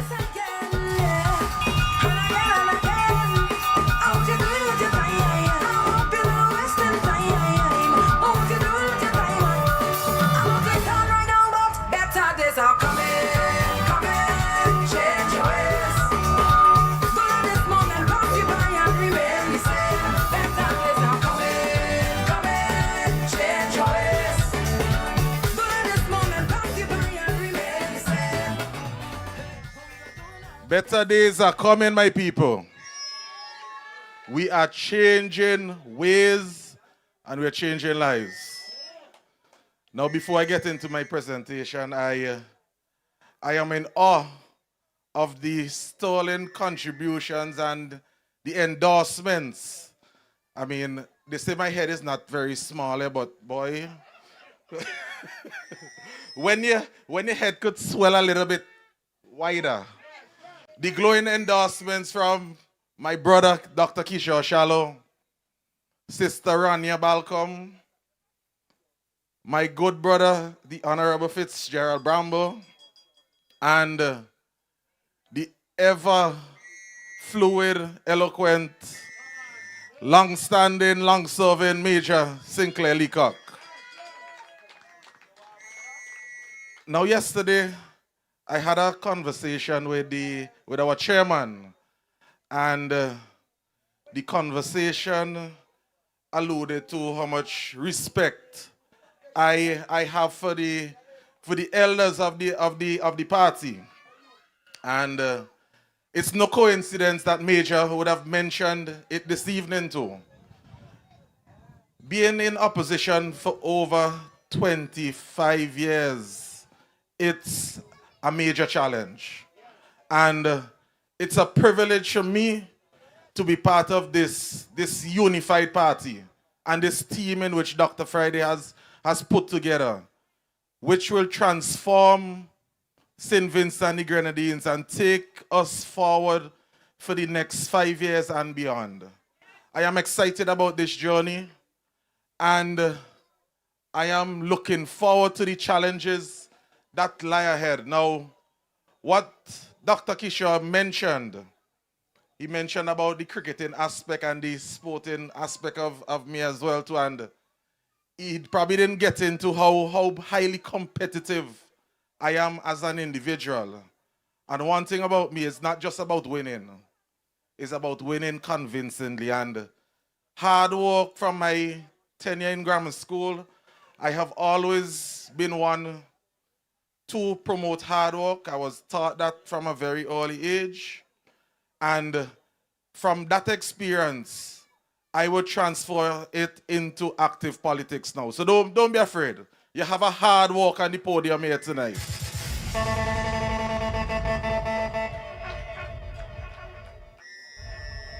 Now, before I go into my formal presentation, let me ask everyone to stand for a moment. Silence. We had an unfortunate incident at the Daphne playing field a couple of days ago for Mr. Venal Collins, who passed away. So let us just take a moment to acknowledge and show him some level of respect this evening. Just a moment.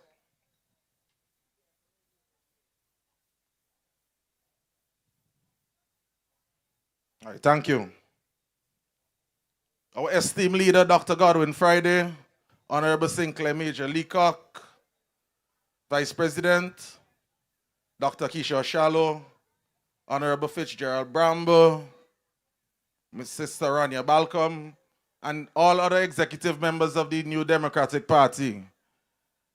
Well-wishers, friends, colleagues, good night to Boom Boom. Good night to West St. George. Good night, St. Vincent and the Grenadines, and good night to those viewing in the diaspora.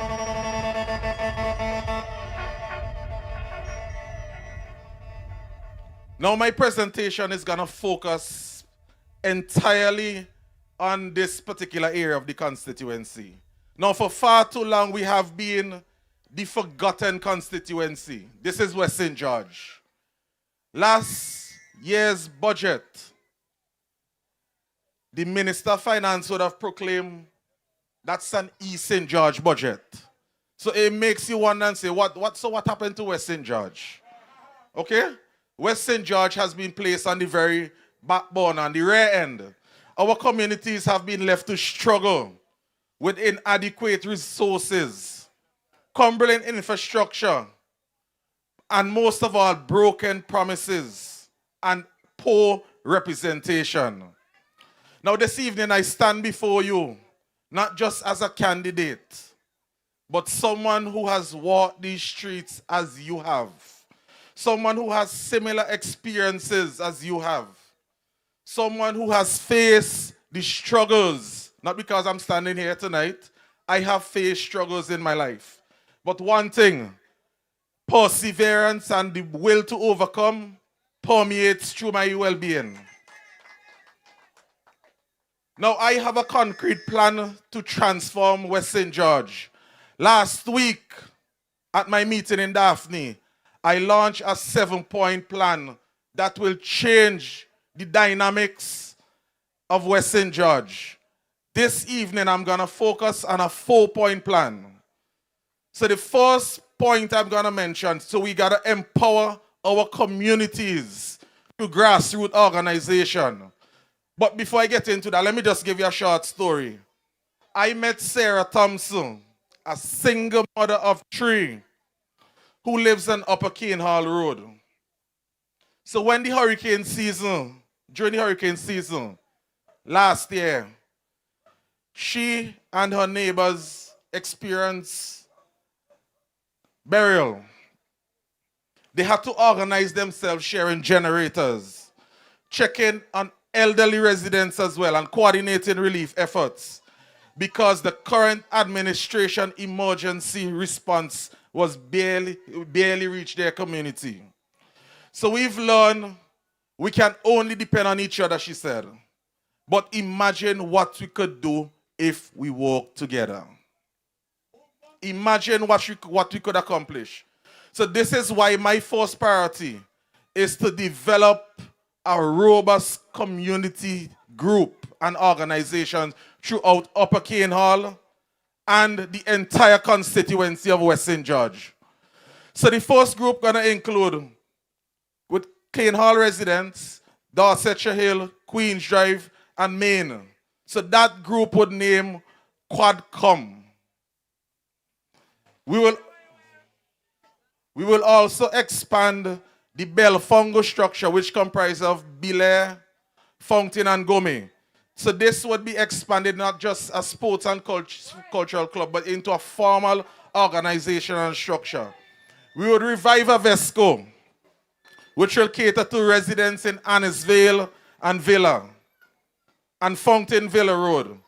We would also revitalize ASCO, which will cater to the residents of Ashburton, who I hold dear to my heart too.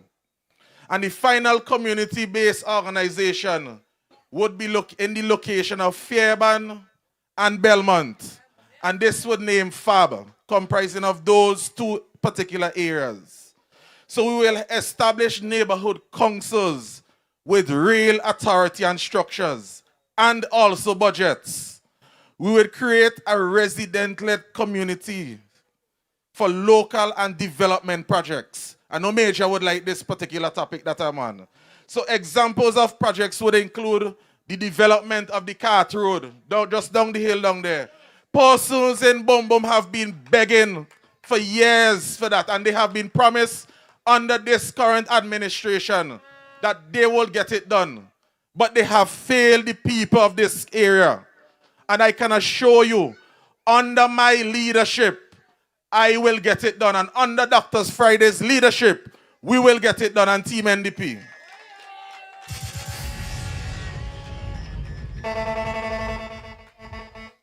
So there would be walkways to do, other projects in the area.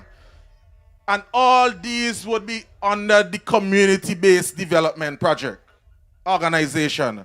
So no more you run into Mr. This and Mr. That and heading up the steps at the financial complex for support. We are no longer begging. You would have an independent community-based organization. I myself won't even have influence on it. Okay, so that is the route in which you would be heading. So these organizations will be funded and registered with CIPO. So there would be a proper and legitimate structure in place, as I mentioned. So funding for the community projects will be channeled through these groups. And we will ensure every major decision that are affected includes genuine community input. So there would be consultations, for example. If we have a project to do in this community, there would be a town hall meeting where I would engage the constituents. I would not just come and force a project down your throat. I do not operate like that. I would engage the constituents to ensure that I represent you adequately. So let me tell you what is going to happen. There would be accountability. There will be transparency under my leadership and the New Democratic Party led by Dr. Friday. However, here is the beauty about this. As a result of the structure in place, which I just spoke about, we will create employment for our people, especially our young people in our communities. Currently, the unemployment rate among our youth stands at 40%, which is extremely high for our country. So 8 persons between the ages of 15. These are who we consider young people. And basically we're saying 4 out of 10 young people, they are unemployed. And that is unacceptable. Under my leadership, I am not settling for any mediocrity. So the ruling party talks about community engagement. But where is it in Boom Boom? Where is the community engagement? Now look at this Learning Resource Center in which we're hosting this meeting. Since the passage of Hurricane Beryl, there are 10 persons still living in the Learning Resource Center. This is unacceptable for a party who claims they love the poor and are champions for housing. Now this is not the time for housing, but I will get into it a little bit later. So under my leadership, the Learning Resource Center will support academic learning, where children will access the learning materials. As your next representative, I would ensure that there are after-school programs for persons in this community, for all ages. No age would be left behind. The center will be equipped with computers and support and digital literacy and for training. There will also be a place for design and projects, which will fall under our new economy, but I'll get into that a little bit later. And we would also have adult education programs. We will develop skills training as well, which is important for our people. So we have an opportunity to create some level of independence for ourselves here. We no longer would be dependent on the government to provide every single thing, especially employment for us.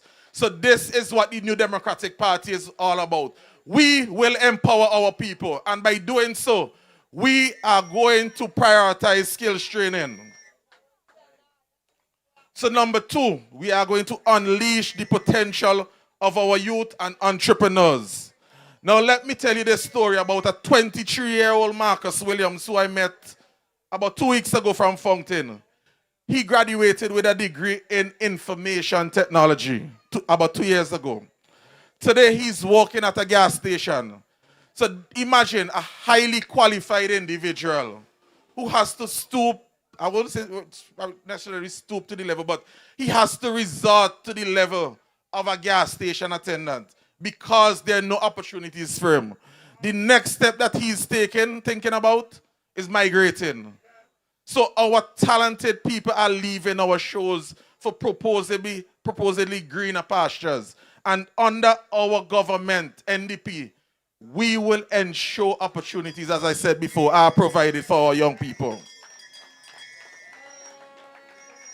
So, further to Marcus, he believes in he has digital ideas for create digital services. And he has developed a digital cooperative in his mind that could serve the entire region. But it sits in a drawer, unfunded and unsupported by this government. There's also Jennifer Batiste of Fairbairn Pasture, who runs a small catering business from her kitchen. She dreams of opening a restaurant, but she applied several times for small government grants, only to watch the funding be given to well-connected applicants from the ruling administration. So you see what these guys are all about? If you're not affiliated to them or you're not connected to them, you cannot prosper in this country. We are saying in our party, this will not happen under Dr. Friday's leadership. Every single individual in this country would have an equal opportunity. There will be no more favoritism. So my people of Bumbum and West St. George, these stories multiply across our community. Our young people are our greatest resource. And to the manner in which they are being treated, They're being treated as afterthoughts. There are no job creation programs under this government. They only focus on their supporters. But I'm here to tell you again, under our leadership, we are going to adopt a system where persons are promoted and they advance based on merit. You know about the meritocracy system. So they will be promoted as a result of their excellence and their hard work. And this is something that would permeate throughout the public service. So we are going to change the dynamics that is currently occurring in the public service, where persons are promoted because they align and they are affiliated to a particular party. I am telling you here publicly this evening, this will stop under a new Democratic Party government led by Dr. Godwin Friday. We will stop the nepotism that is currently occurring and permeating throughout the public service. We will establish the West St. George Youth Enterprise Hub. So with the focus on my leadership is on the youths. A one-stop center providing business mentorship, which gives access to microfinance and co-working spaces for young entrepreneurs. So we will also create apprenticeships programs linking our youth with local businesses. We will ensure that every major government contract includes a requirement to hire locals and youth employment. Let me give you a prime example. In West St. George, there are a number of projects currently in process, right? If you look at it, one contractor has been given that all the contracts within the constituency. Under my leadership, the contracts would be divided and tendered out, and the results, the persons who would be awarded the contract, they would be given because of their merit. They would be interviewed, the contracts would be highly evaluated, and they would be given awarded the contract based on merit. That will not happen. What is currently happening, that will not occur under our administration. So now we are watching the brightest and young minds, as I said, leave for opportunities elsewhere. But we will partner with the private sector and attract investments, and we will create those opportunities for our people right here in St. Vincent and the Grenadines. Number 3, we will rebuild our community spirit through sports and the arts. Now, Dr. Kishore Shallow would have shared with you my passion for cricket at an early age. As he mentioned, I had visions of becoming the next Brian Lara, but that didn't hold true. I had different priorities along with our maker. He had a different calling for me. That is why I'm standing here today. So several months ago, I drove past the Madame Louis playing field in Bel Air. And what did I see? A picture of what years of neglect look like. A pasture filled with grass about 3 to 4 feet tall. The grass was so high, villagers tied their animals on it. It was no more a playing field, it was a pasture at that time. This was a playing field where a number of talented sportsmen and women, especially from this area, harnessed their talents. The playing field was in such a deplorable condition that concerned persons in the community saw it fit to come together to improve the conditions of the playing field. So first, the Belfongo Community Group, which was inactive, this was revitalized. Second, donations were solicited from both local and persons in the diaspora. So members of the support and of the community upgraded the playing field. So within a few months, the entire playing field was transformed. And this was a result of the revival of the community-based organization. So this is one of the most glaring cases of neglect by the current representative and his administration when it comes to sports.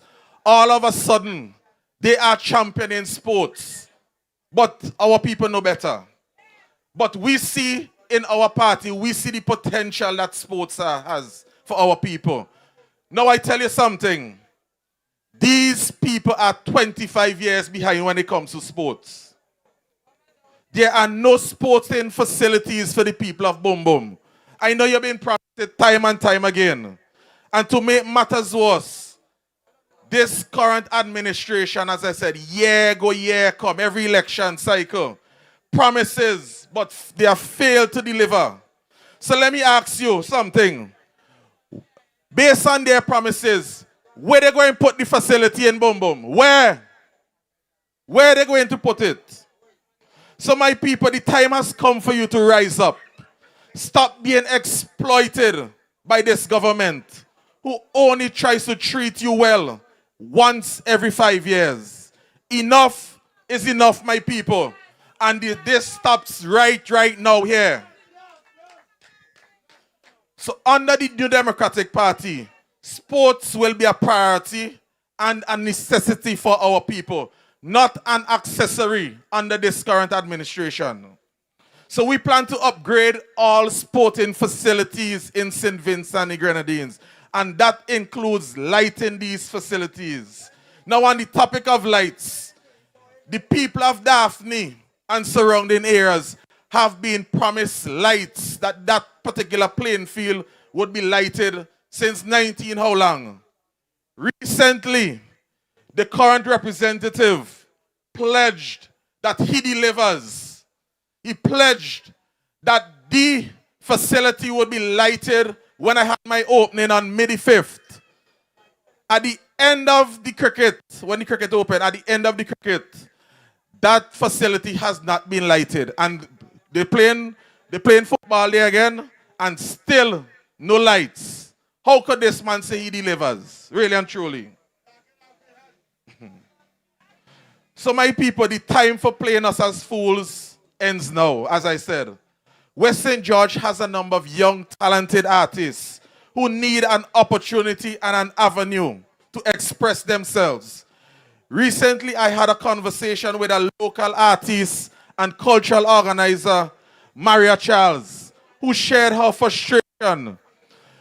She said, we have incredible talent in this community. Musicians, dancers, visual artists, but nowhere to showcase their work. Now, during Dr. Shallow's meeting last night in Fitzhugh's, I heard the local artist, Little Chrissy, who came on stage and expressed herself and her talent. I had a brief conversation with her, and she aspires to be a successful lawyer one day. Now, under this current dispensation and this current administration, Chrissy's dreams would blow up in smoke because there are limited opportunities for her. So, Chrissy, let me encourage you. There is hope on the way in the New Democratic Party. So, here in West St. George, we have no home to express ourselves culturally. So we would change that. We would create training for our creatives right here in West St. George. And we will build a community arts center which would house performances, spaces, recording studios, and galleries. And we will establish an annual festival celebrating our local culture and providing platforms for our artists. So my people, sports and arts aren't luxuries. They're essential for building strong and proud communities. The current administration's neglect of these areas show little how they understand our needs. Number 4, ensuring every family has a home they can afford. Perhaps nothing illustrates the current administration's failures more clearly than the housing crisis in Poliard. Now, Major mentioned that He had an experience last election when he went to visited the Poliard for a meeting. I had the privilege of being there on a number of occasions. And the conditions in which they live, it pains my heart to see the type of neglect and disregard for human life. So under my leadership, these persons in Poliard would not face any exploitation anymore. They have been taken on a roller coaster. This current administration has made grand promises to them. Promises of relocation and modern housing, to say the least. Even in 2019, the residents were denied electricity with promises of imminent relocation. Now last year, the current MP claimed land was identified, but provided no details. This is what I call political abuse and exploitation. These people have to endure time and time again. I walked through this community and witnessed the truth that no political rhetoric can hide. Families living in substandard housing. Elderly residents struggling without basic services, which should be guaranteed to every citizen. For 25 years, we have seen this same playbook play over and over. Election season arrives, and suddenly there are materials to distribute. Major would have mentioned materials being distributed in Rose Hall recently. Corrugated sheets, cement, lumber, steel, but only for those who pledge their loyalty to this current administration. This will come every election. So the 500 in the t-shirt, and they hold us at ransom for the next 5 years. So let me give you a financial breakdown. I'm a good brother, give his own breakdown last night in Fitzhughes. So the 500 equates to $100 annually. $8.33 monthly. $2.08 weekly. And 29 cents per day. Now let me suck it up a little bit. These guys are saying, hey, you're worth 29 cents per day. So that is like a shilling. That is 25 cents basically. What that could buy in today's economy, which is so high with inflation. So my people, this is the harsh reality we face. And the rest of us are expected to wait and hope and believe that this time will be different. Now let me tell you something. This is not governance, as I said before, you know. This is political manipulation. And it needs to stop. So my people of Boom Boom, after the votes are counted, the promises will evaporate again. I could assure you of that. Like the morning mist, the materials will also dry up. The attention moves elsewhere. And we are left with the same broken infrastructure as I mentioned in my opening. The same inadequate housing. And the same empty assurances. What has this pattern cost us? Let me tell you. Lost opportunities while we lack basic infrastructure and investment in and development that could pass, that which have passed us by. There's also a health consequence. Poor housing, lack of clean water create conditions for disease and suffering. Economic stagnation. Businesses cannot thrive where businesses lack services and are unreliable. Unfortunately, we have paid the price of political games time and time again with our quality of life, our health, and the future. Now, let me tell you what the definition of insanity is. Doing the same thing repeatedly over and expect the same result. We are not a people who are insane. So now is the time for us to correct that. We are going to vote out this administration. We cannot continue to trade our votes for temporary handouts, while permanent solutions in which the New Democratic Party is providing and affording to us remain out of reach. Now, this is what real change requires. Sustainable infrastructure. Not emergency repairs during the campaign season, but long-term planning for reliable housing and development. Transparent governance where resources are allocated based on need, not political affiliation. Every citizen deserves equal access to the basic services, food, clothing, shelter, and housing. So there would also be accountability. Leaders who answer to the people year go, year wrong, not just during the election campaign. There would also be community participation, where our voices heard in the planning process. Your voices will be heard, my people. So our needs will be reflected in the budget. So my people of Bumbum, West St. George and St. Vincent the Grenadines, the power to change this cycle lies in your hands and at your fingertips. We are not victims of circumstance. We are citizens with the right to demand better.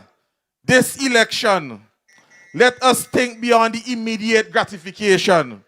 When we get the lumber, it all go well and good. When they get the $500, it all good. The initial taste of it. Let us look beyond that, the immediate gratification of the materials. But let us ask ourselves the hard question. How will we break the cycle of political favoritism in resource distribution? Now, this is my vision for West St. George. Every family living in decent and safe housing with electrical power to their homes, clean water flowing from every tap, infrastructure that attracts investments and creates opportunities, governance that serves all citizens equally. Every family in West St. George deserves a safe, affordable home. This is not a privilege, but this is a right.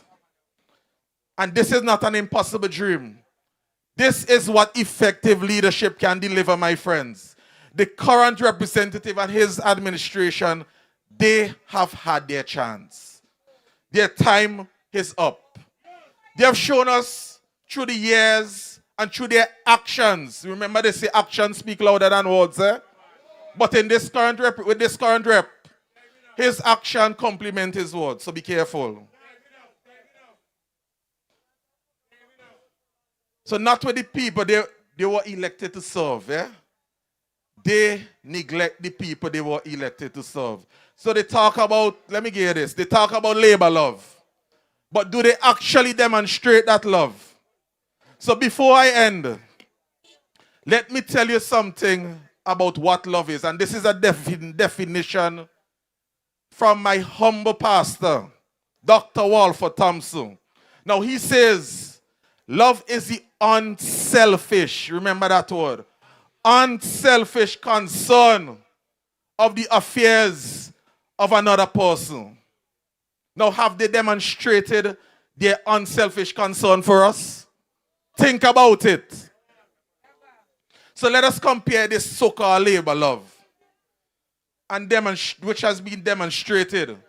Look at this wicked vaccine mandate from this administration. Would you call that love? Singling out persons in various communities for help and assistance because of their party affiliation. Would you consider that love too? Is sidelining persons and threatening them like the baby Gonzales has demonstrated. Is that love? Now let me tell you something. Their love is fake. It is counterfeit. And it is a so-called love. And it's time to transition from the so-called labor love into Cupid cares. And NDP also cares.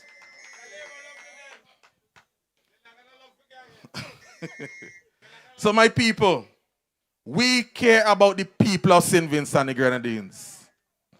Friends, when we say Cupid cares and the NDP cares, we mean it from the depths of our souls. We will demonstrate the level of kindness, compassion, and we will rebuild a society and this nation into a caring one. Having said all this, my people of Bumbum and West St. George, we have the power at our fingertips to initiate this change. We have the power to choose leaders, as you saw here tonight, who see our potential instead of overlooking our needs. We have the power to remove the self-serving, egocentric administration from office. We have the power to build a West St. George. We know that is possible. So this election isn't just about choosing a representative. It's about choosing our future. Will we continue to accept neglect and broken promises? Or will we demand the investment and the attention we deserve in our community and our nation? So let us not vote just for a candidate who offers the most materials today, but for a leader who will build the systems that serve us for tomorrow. Together, we will build stronger communities. Together, we'll create opportunities for our young people. Together, we will restore our facilities and celebrate our culture. Together, we'll ensure every family has a place in this country to call home. The time for waiting is over, my people. The time for change is now. Under my leadership, we will build a strong, vibrant community where everyone, and I mean everyone, has the opportunity to succeed. So on election day, we go to the polls in record numbers. We're not sticking this time. We're going to the polls and vote overwhelmingly for Kashaka Cupid for real representation. We are voting for Kashaka Cupid and the New Democratic Party for real investment. And you're voting for us for real change. Because Cupid genuinely cares for West St. George and the people of St. Vincent and the Grenadines. Good night, my people, and may God bless you. Thank you.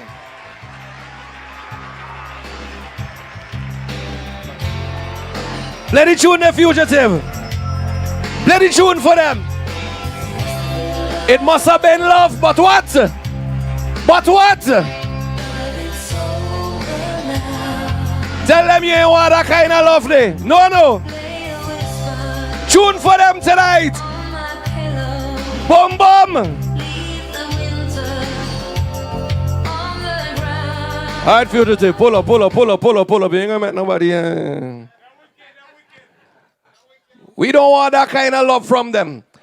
After 20-something years, you going to wait till all of a sudden now to come and try and show people that you love them. What happened for the last 25 years? What happened to the last 25 years? It must have been good, but what? Tell them go with that. Tell them we ain't want that kind of man who love them. No, please. No, please. Listen to me. When you go to the polls, a vote for Kashaka Cupid is a vote for the future of St. Vincent and the Grenadines. A vote for Kashaka Cupid is a vote to ensure that the next man coming to this stage becomes the Prime Minister of St. Vincent and the Grenadines, to give you the type of leadership that you deserve, that we all deserve. Make some noise and welcome the next Prime Minister, Dr. the Honorable Godwin Friday.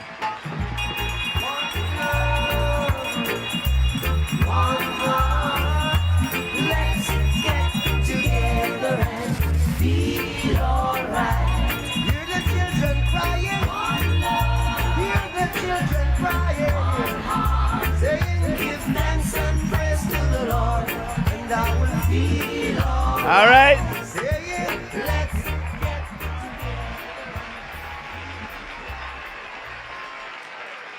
All right. Well, good evening, everybody.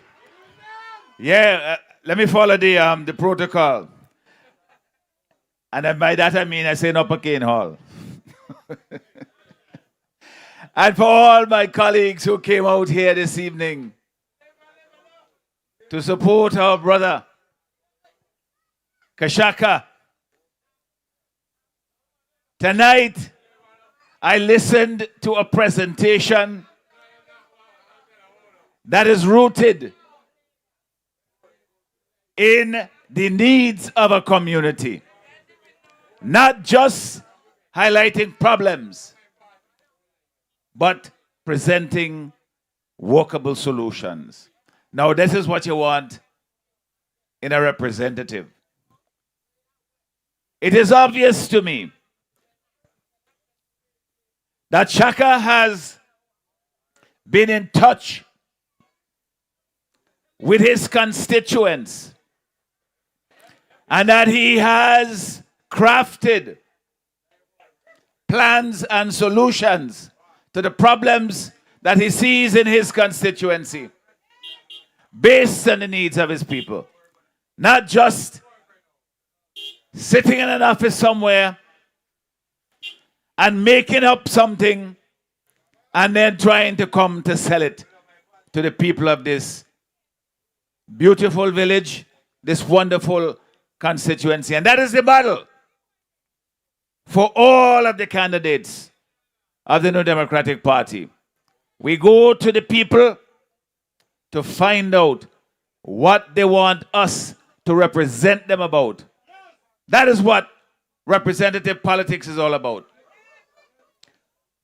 The detail that he has presented, the thought that has gone behind these well-crafted solutions tells me that you have a man in Kashaka Cupid who will transform lives in his constituency and indeed in the entire country.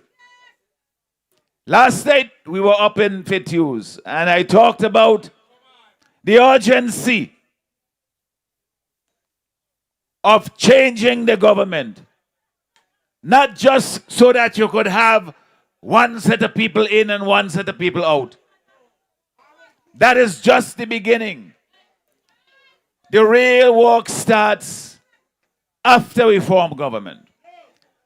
And I am pleased to see that my colleagues have taken that message to heart. And they have started, and some more advanced than others because people like Leacock and Cummins and myself and Terrence, we've been in the vineyard for a long time. We have seen a lot of the troubles that have come and gone, and we've offered solutions in the past.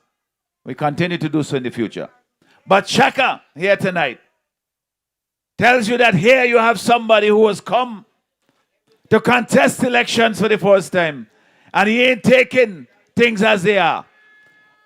He is not just presenting things that he has seen in the way they have been done in the past. Here you have creativity and you have passion and commitment. My brother, I am so proud to have you as a member of my team. I am so delighted to know that I have a capable, a competent young man who I can say, go out and do your thing for your community. Go out and do what you can to make life better for the people in this constituency. And I know he will not fail you. And this is why, my dear people, when we come to that fateful day, when we must make a decision about not just the next 5 years, when you vote in the next election, remember this. Remember this. You're casting a decision that is going to affect you and your children, not just for the next 5 years. It's going to be for a generation to come. Because the next general election is our next best chance to bring change in this country. We must not let it pass. If we do that, then we are condemning our children and future generations to what we have now that passes for good governance. You have people who are very good at talking. They are very good at propaganda. They can tell you that 7 is more than 10. They can lie sometimes. And they can hold on to power. But they have not used that to make life better for the people. After 25 years, you have communities where the covered roads have got returned to dirt. You have unemployment amongst our young people, the highest it has been. You have crime all across the country, especially violent crime. We have crime against women, and there is not a peep from the government about how they are going to deal with this terrible scourge on our country. You look around you, you see the evidence of decay in various communities. Even in Kingstown, our capital city, you look around you and you see it is as though the place has been abandoned for years. There seems to be little hope amongst the young people, amongst the farmers, because you have in the Minister of Agriculture somebody who just plays games with the farmers. The fisher folk who have seen this government promise them years and years about things saying that they have $5 million or $10 million you could come and borrow. And when you go borrow, they're asking you to give your firstborn and to give your land and to give blood before you can get loan. That's how hard it is. We have to make things better for ordinary people. It's not everybody could come up with a fancy spreadsheet of income and you have all kind of plans and so forth to satisfy a bank. And then you go and you're getting an interest rate at 10 and 12%. Put you in poverty. We have said that we are going to focus on the ordinary people. Shaka has demonstrated that here tonight in great detail because he's looking out for his community. He is looking around and saying, what can I do to make life better for people? It ain't that complicated, you know. If you're going to serve people, you have to ask yourself, how can I make life better for the people in my constituency, in my country? That is a task that we have set out on. So when you hear me talking, as Leacock said earlier, that we have the 4 pillars of the economy we're going to develop, that we have the 5 priorities that you've told us that you want us to address, it comes down to one thing.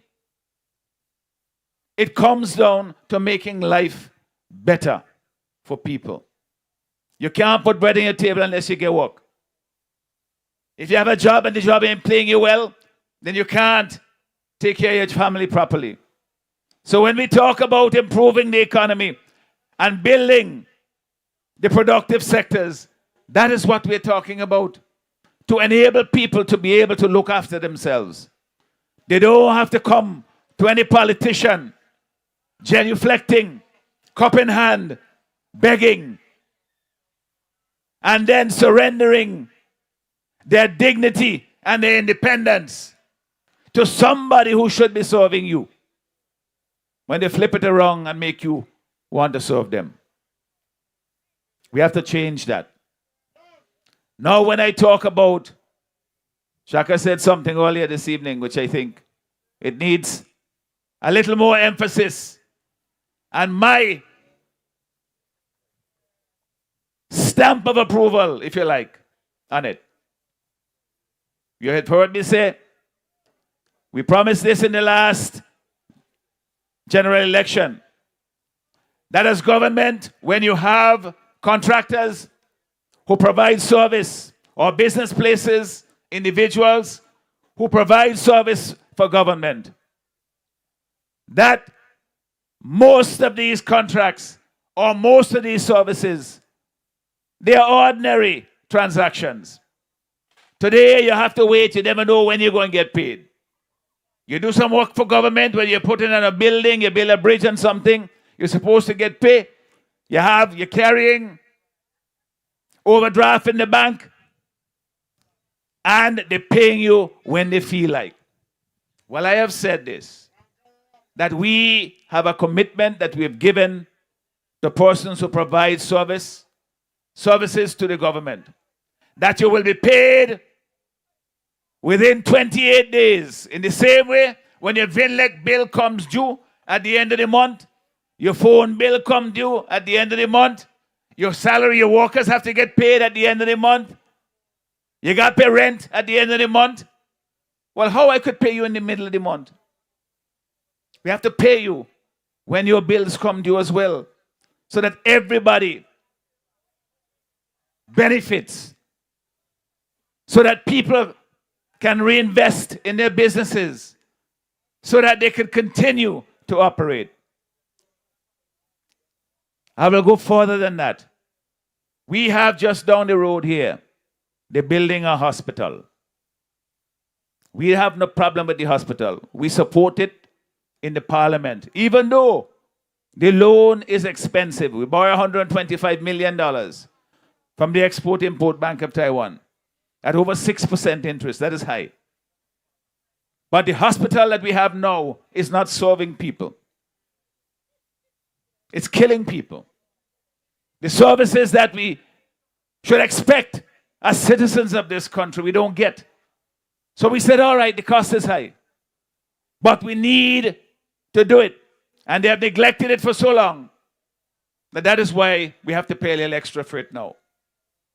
But they're building the hospital, and you go down there and you'll see a lot, if not most of the workers come from overseas. The same thing happened when Sandals built the hotel down at Buckerman. So we have a situation where the jobs are coming to the country, but instead of we giving our people the opportunity to do them, we're bringing the workers in to do the work too. And there's always some excuse, some expedient excuse. Oh, we need to get it done quickly. We need to do this, we need to do that. Or we don't have the training. Well, after 25 years, they can't say that because that is a problem that they have created. So they ain't going to say that. They will want to call people lazy and good for nothing, and they ain't want to work. But that ain't true. The truth of the matter is, we are being squeezed out at every turn in our country. Whether it's in doing business, the fisher folk. You have foreign companies, they're Caribbean, but you're giving concessions for them to compete against our own local people. You have jobs coming in, and you're bringing the workers in to do the jobs. Well, I'll tell you this. We will make a pledge, and I'm making it now to the people of this country, that especially when it comes to government work, the people who get priority are the people here in St. Vincent and the Grenadines. And we will ensure that that is done when you have government contracts. And we will make it so that the private sector companies as well, when they're doing private work, that they must justify. It can't be just a matter of convenience, or that the people are coming to work for less so they could suppress the wages here in the country. We are already the lowest wages in the Caribbean. So why you want to have foreign workers come and compete and push the wages down for our people? Come on. Having a country must mean something. Being a citizen of this country must mean that it looks out for me first. And we're just saying that we're not going to have relations with our Caribbean brothers and sisters. We're part of CARICOM, we're part of the OECS. But beyond those broad frameworks, as a government, I am elected to serve the people of my country, and I will make that be felt in the policies and the actions that I take in government. That is what we have to do. So, they will tell you now, election coming. Last night, somebody put it well. I think it was Adonis Charles when he spoke. He said they're coming around and they're patching all the holes in the road. They're fixing drains. And they come and they're going to light playing fields now. You know? All kind of thing they're doing. The way he say they're trying to make 50 runs off the last ball. Well, I give them a little bit more. I say the last over. They still can't do it. But they will come and mama guy. You will see they will drop some BRC in the road. They will bring gravel and put it down here. Blocks will come and they will put it down. And so forth. They might even dig here and there. But that is all for mama guy. And I'll tell you this. Any government, any politician, quite frankly, who will belittle the intelligence of the people of the country to that level, they deserve to be punished. You can't say you respect the people as citizens of this country and you're treating them as if they're so dumb and stupid. That you could come now, after 25 years of neglect, and come now and tell them that between now and whenever they call elections, that it's going to be paved roads, there's going to be milk and honey flowing in the streets of St. Vincent and the Grenadines. We know better than that. So, my dear people, we will not fall for it. And when they're building the hospital here, as I said, we support it in the parliament. We continue to support the project. So you don't have to vote for them for that. I will finish it. I tell you that. And I'm going to finish it without any corruption. We're going to finish it efficiently. And we're going to make sure that the people who it is intended to serve are able to have access to it. And we have other plans for healthcare, you know, but you'll hear me talk about them some other time. They're talking about the port in Kingstown. Look how we build. Biggest port ever. It's the biggest hole in the port ever too. But I tell you, we supported that in the parliament too. We didn't support them when they come last time and said they want more money. Because we said, you have not demonstrated you have used the money properly. You have not come transparently and tell us what this big hole is doing in the port and how we can have the confidence that you're just not covering it up, papering it over till election, and then afterwards, all hell break loose. So we say we want a tour of the facility. I hear they buy new lock and chain to say keep the NDP out.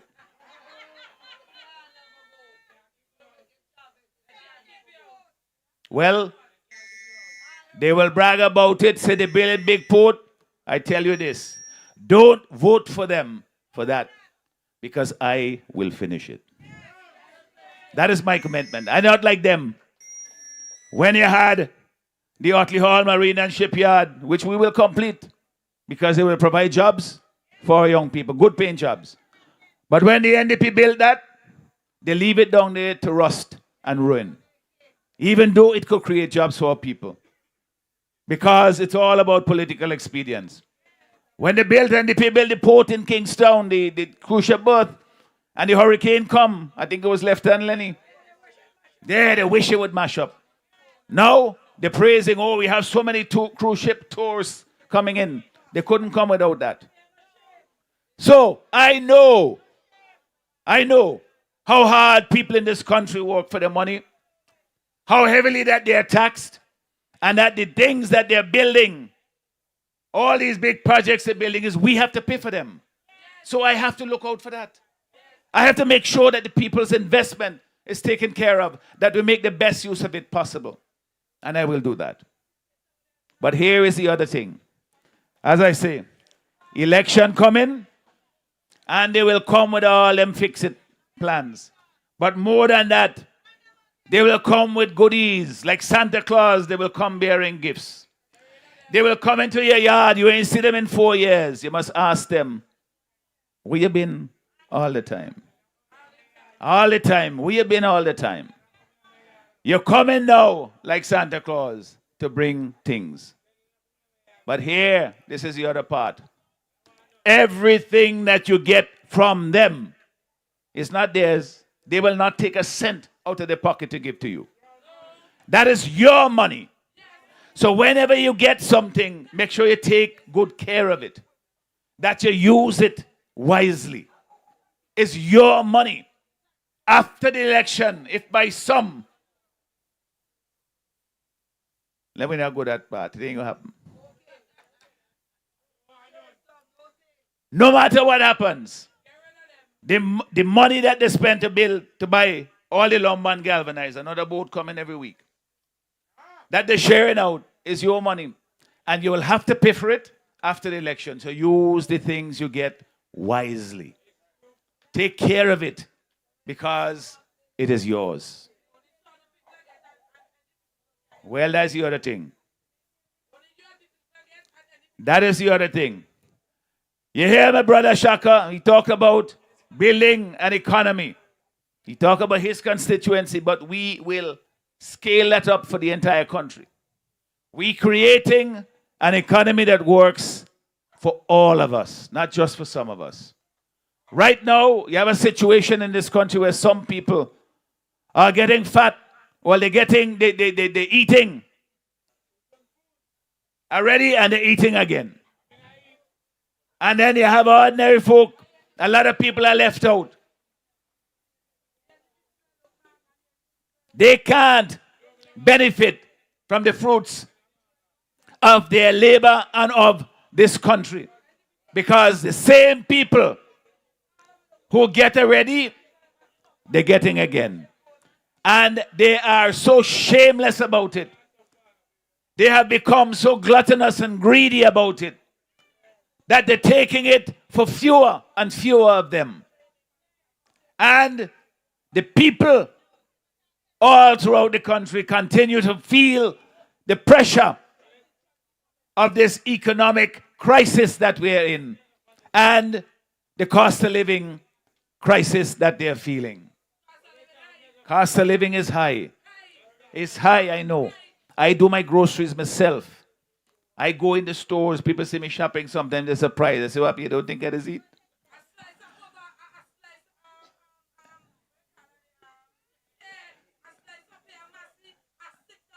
Well, there you go. And the thing is, you go one day, and the price is something else. 2 weeks later, it gone up. So we know the situation. And I see the hardship is causing on people. So we're looking for solutions to that. But I'll tell you what you will do. We will reduce the VAT. I've told you that. From 16% to 13%. That will put money back in your pocket and give you a chance to buy more with what you have. As public servants, there will be bonuses as well that are paid as they've done in other countries. And we will make life better for people to help them ease the cost of living crisis that they are feeling. We are looking for ways in which to put money back into people's pockets. I said last night that we have to find ways to get young people, especially young professionals. They come out of university, they have a job.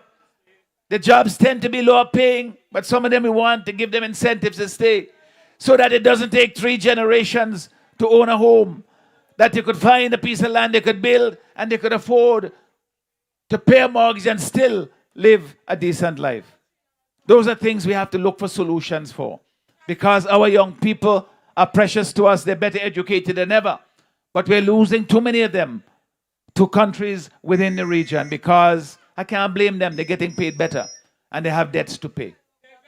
We want to bring them back here so that they could help to develop this country of ours, to use that brain power in the service of the development of our country.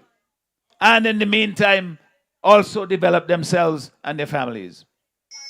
So we will also look for ways to make the civil servants who help us create the conditions for the development of our country, that they also can have more incentives to do their work better and to stay in the service.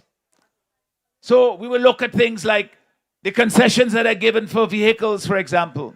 The categories of persons who get those concessions can be widened so that more public servants will benefit. We will look at things like retirement pension at persons who are here in the service and they can't make it 33 and 30 years or whatever, to find a way in which perhaps to give a prorated part of the pension so that they can leave and do something else if they choose to do so. These are things that we haven't really properly explored as a country. But we are, in the New Democratic Party, we're thinking outside the box. We want to find ways in which we can generate political, economic activity in our country. We want to make ways in which people can feel liberated so they can invest, that they can feel that there's hope in St. Vincent and the Grenadines. We don't have that now. That is why I'm here tonight. That is why my colleagues, we go to all corners of this country. And it's not just the public meetings. We do it in what we call them walkabouts. We go in communities. We walk in people's homes. Most of the times people are kind and they are inviting and welcoming. Sometimes you have to be a little bit more persuasive, but that's all right because we are all one people. We are all trying to find the same thing, which is a better life in St. Vincent and the Grenadines. We believe we have the plan to do it. We have talked about the 4 pillars of the economy that we will develop. We have talked about the 5 priorities, that is to say, to deal with the joblessness, to create jobs, to create better paying jobs, to have an economy that works for all of us, to have a healthcare system that we can trust. It should not be a situation where you go to the hospital and the doctor is sending you, as the story that my colleague Cummings told last night in Fitzhughes. They're sending the person to go see a private doctor instead of the public system providing assistance to the person. We have to change that. Healthcare should not be just for those who can afford it. Healthcare is a human right, and we must create a system in our country that everybody has access to basic healthcare in St. Vincent and the Grenadines. That is the vision of the New Democratic Party, and we will get it done. We will get it done. We have plans in progress to do it. When somebody tell you that we can't afford to have a national health insurance service because it's too expensive, they're telling you otherwise, is that when people get sick, then they should die. Because people don't get sick based on how much money they have. They don't get sick because they have health insurance. They get sick because we are all human and our bodies are frail. So if somebody tell you can't afford that, what they are saying is that each man for himself. If you get sick, you can look after yourself, fine. If you can't, then you die. I don't want to consign the people of this country to death and suffering simply because they don't have the means to fly out and go somewhere to let attendance, or they can't go see private doctor. The public system must be able to meet that need. That is the vision that we have for healthcare. So my dear people, we have a lot of work to do. We've been toiling. You know, Leacock talked earlier about some of the sacrifices that we have made, of the hard work that we have put in. You know, to be honest, I don't mind. For me, it's not a matter of what is good for me. I do it because I want to see something better for my country. I feel that I am blessed. I have been given some talents. I have had a good education in this country. I've had a good life in this country. I know what St. Vincent and the Grenadines is capable of, and I want to be able to empower our citizens to make life better for themselves as well. So we have been traversing the country. We have been doing this for quite some time, some of us. But we will not get tired. We will not in any way be discouraged. We will not lose hope. Our faith, St. Vincent and the Grenadines, is too important and precious to all of us for us to take any other course. We will continue to do the work to bring change to this country.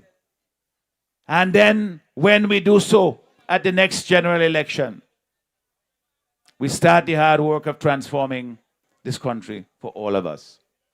I am looking forward to that task. I have put in place a team that can deliver and will deliver on day one after the election. We have put plans in place that we can deliver to improve life for people in this country. They are practical. They are doable. And they will make life easier, provide more opportunities for the young people. I want to just say one thing, because I heard Shaka talking about it too. There's so much possibility, you know. We have to make them feel that there's limitless possibilities for their own talents. If you don't want to do a certain type of job, you want to do information technology, we create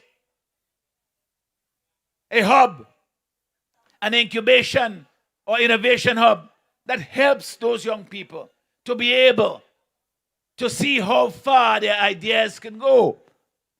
And I believe that a good idea can come as much from St. Vincent and the Grenadines as from any other country in the world. What it needs is the infrastructure. What we need is the enabling environment to allow that idea to go forward. And we will create that in the New Democratic Party, St. Vincent and the Grenadines. And the young people have a lot to look forward. Dr. Shala talk about sports and all of that. We will talk more about them. But again, these are for young people. So my dear people, we have put together the team. We have the plan. The final component of us getting to where we need to go to transform this country is you, the people. Everybody. I don't want to hear people complaining and then say they're not going to do anything about it. What's the point of that? We are dissatisfied with what is happening, so let's do something about it. Don't leave it to the next generation. Young people, don't leave it to your parents and your grandparents. You have more to benefit than they do because you have longer to be here to live in this country. Bring your fears and your doubts, all your disappointments with this present government. Don't blame us for them, but bring them. All your hopes, your dreams, your aspiration for your own life, for your village, your community, for your country, bring them. Let's put them together with all the plans that we in the New Democratic Party have put in place. Give my colleagues the task of putting those things into, bringing them into fruition. They're capable of doing it. Let us together, on the day of election, create an irresistible force in this country that will bring change no matter what they do. No matter what they do. The only way it will happen is if we all do it together. And I urge you to do so. My dear people, thank you for listening. And we will continue with this as we go forward to a brighter and better day for St. Vincent and the Grenadines. I see Maurice want to come give me... Welcome to Western George, Dr. Friday. This is our constituency.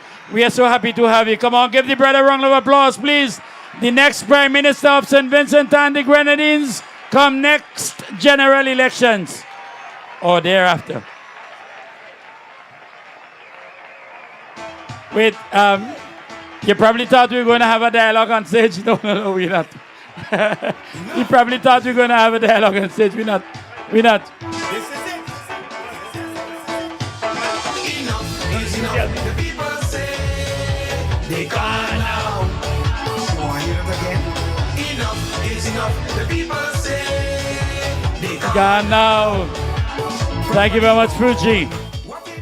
Ladies and gentlemen, if you really enjoyed that presentation by Dr. Friday, the next Prime Minister of SBG, give him a round of applause, please. Come on.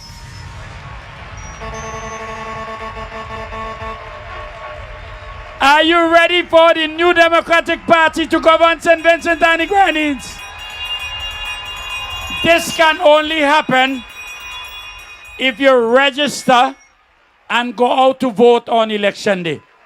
Please, once you're 18 years and over, please go and get registered so that all of us will be all part of the victory right after the next general elections. Ladies and gentlemen, we want to thank all our speakers who eloquently presented the New Democratic Party's plans, programs, and activities to be done right after the next general elections. And more than anything else, I want to thank you very much for coming out this evening to be all part of this big activity. And all the persons from, I want to say boom boom first, but let me say Upper Cane Hall first. And then my fellow villagers of this part of West St. George, we want to thank you very much for coming out this evening and be all part of our activity. Put your hands together for yourselves. Come on. I want to thank all you notice when I introduced the gentleman as one of the best MCs in St. Vincent and the Grenadines. I thought I was making joke, eh? This man is undoubtedly the best MC in St. Vincent and the Grenadines. And when it comes to hosting political events, he has no second. Here's Colin Graham. Give him a round of applause, please. Nobody can touch Colin. I mean, after 42 years on this stage, I can't even touch Colin, much less. On behalf of the New Democratic Party's West St. George Constituency Council, once again, we want to thank you very much for coming out and wish you all the best. DJ Fuji going to give a little music. You don't pull up. So no more music, that's it. Two tune. We're going to get 2 tune circle party because the ladies them have some drink. The ladies there have some drinks to sell. In the meantime, we ain't going away now. I dey home, plenty of you dey home, so we ain't going away. So on behalf of the council, I want to thank you very much. My name is Maurice and I'm queer and born. I'm gone.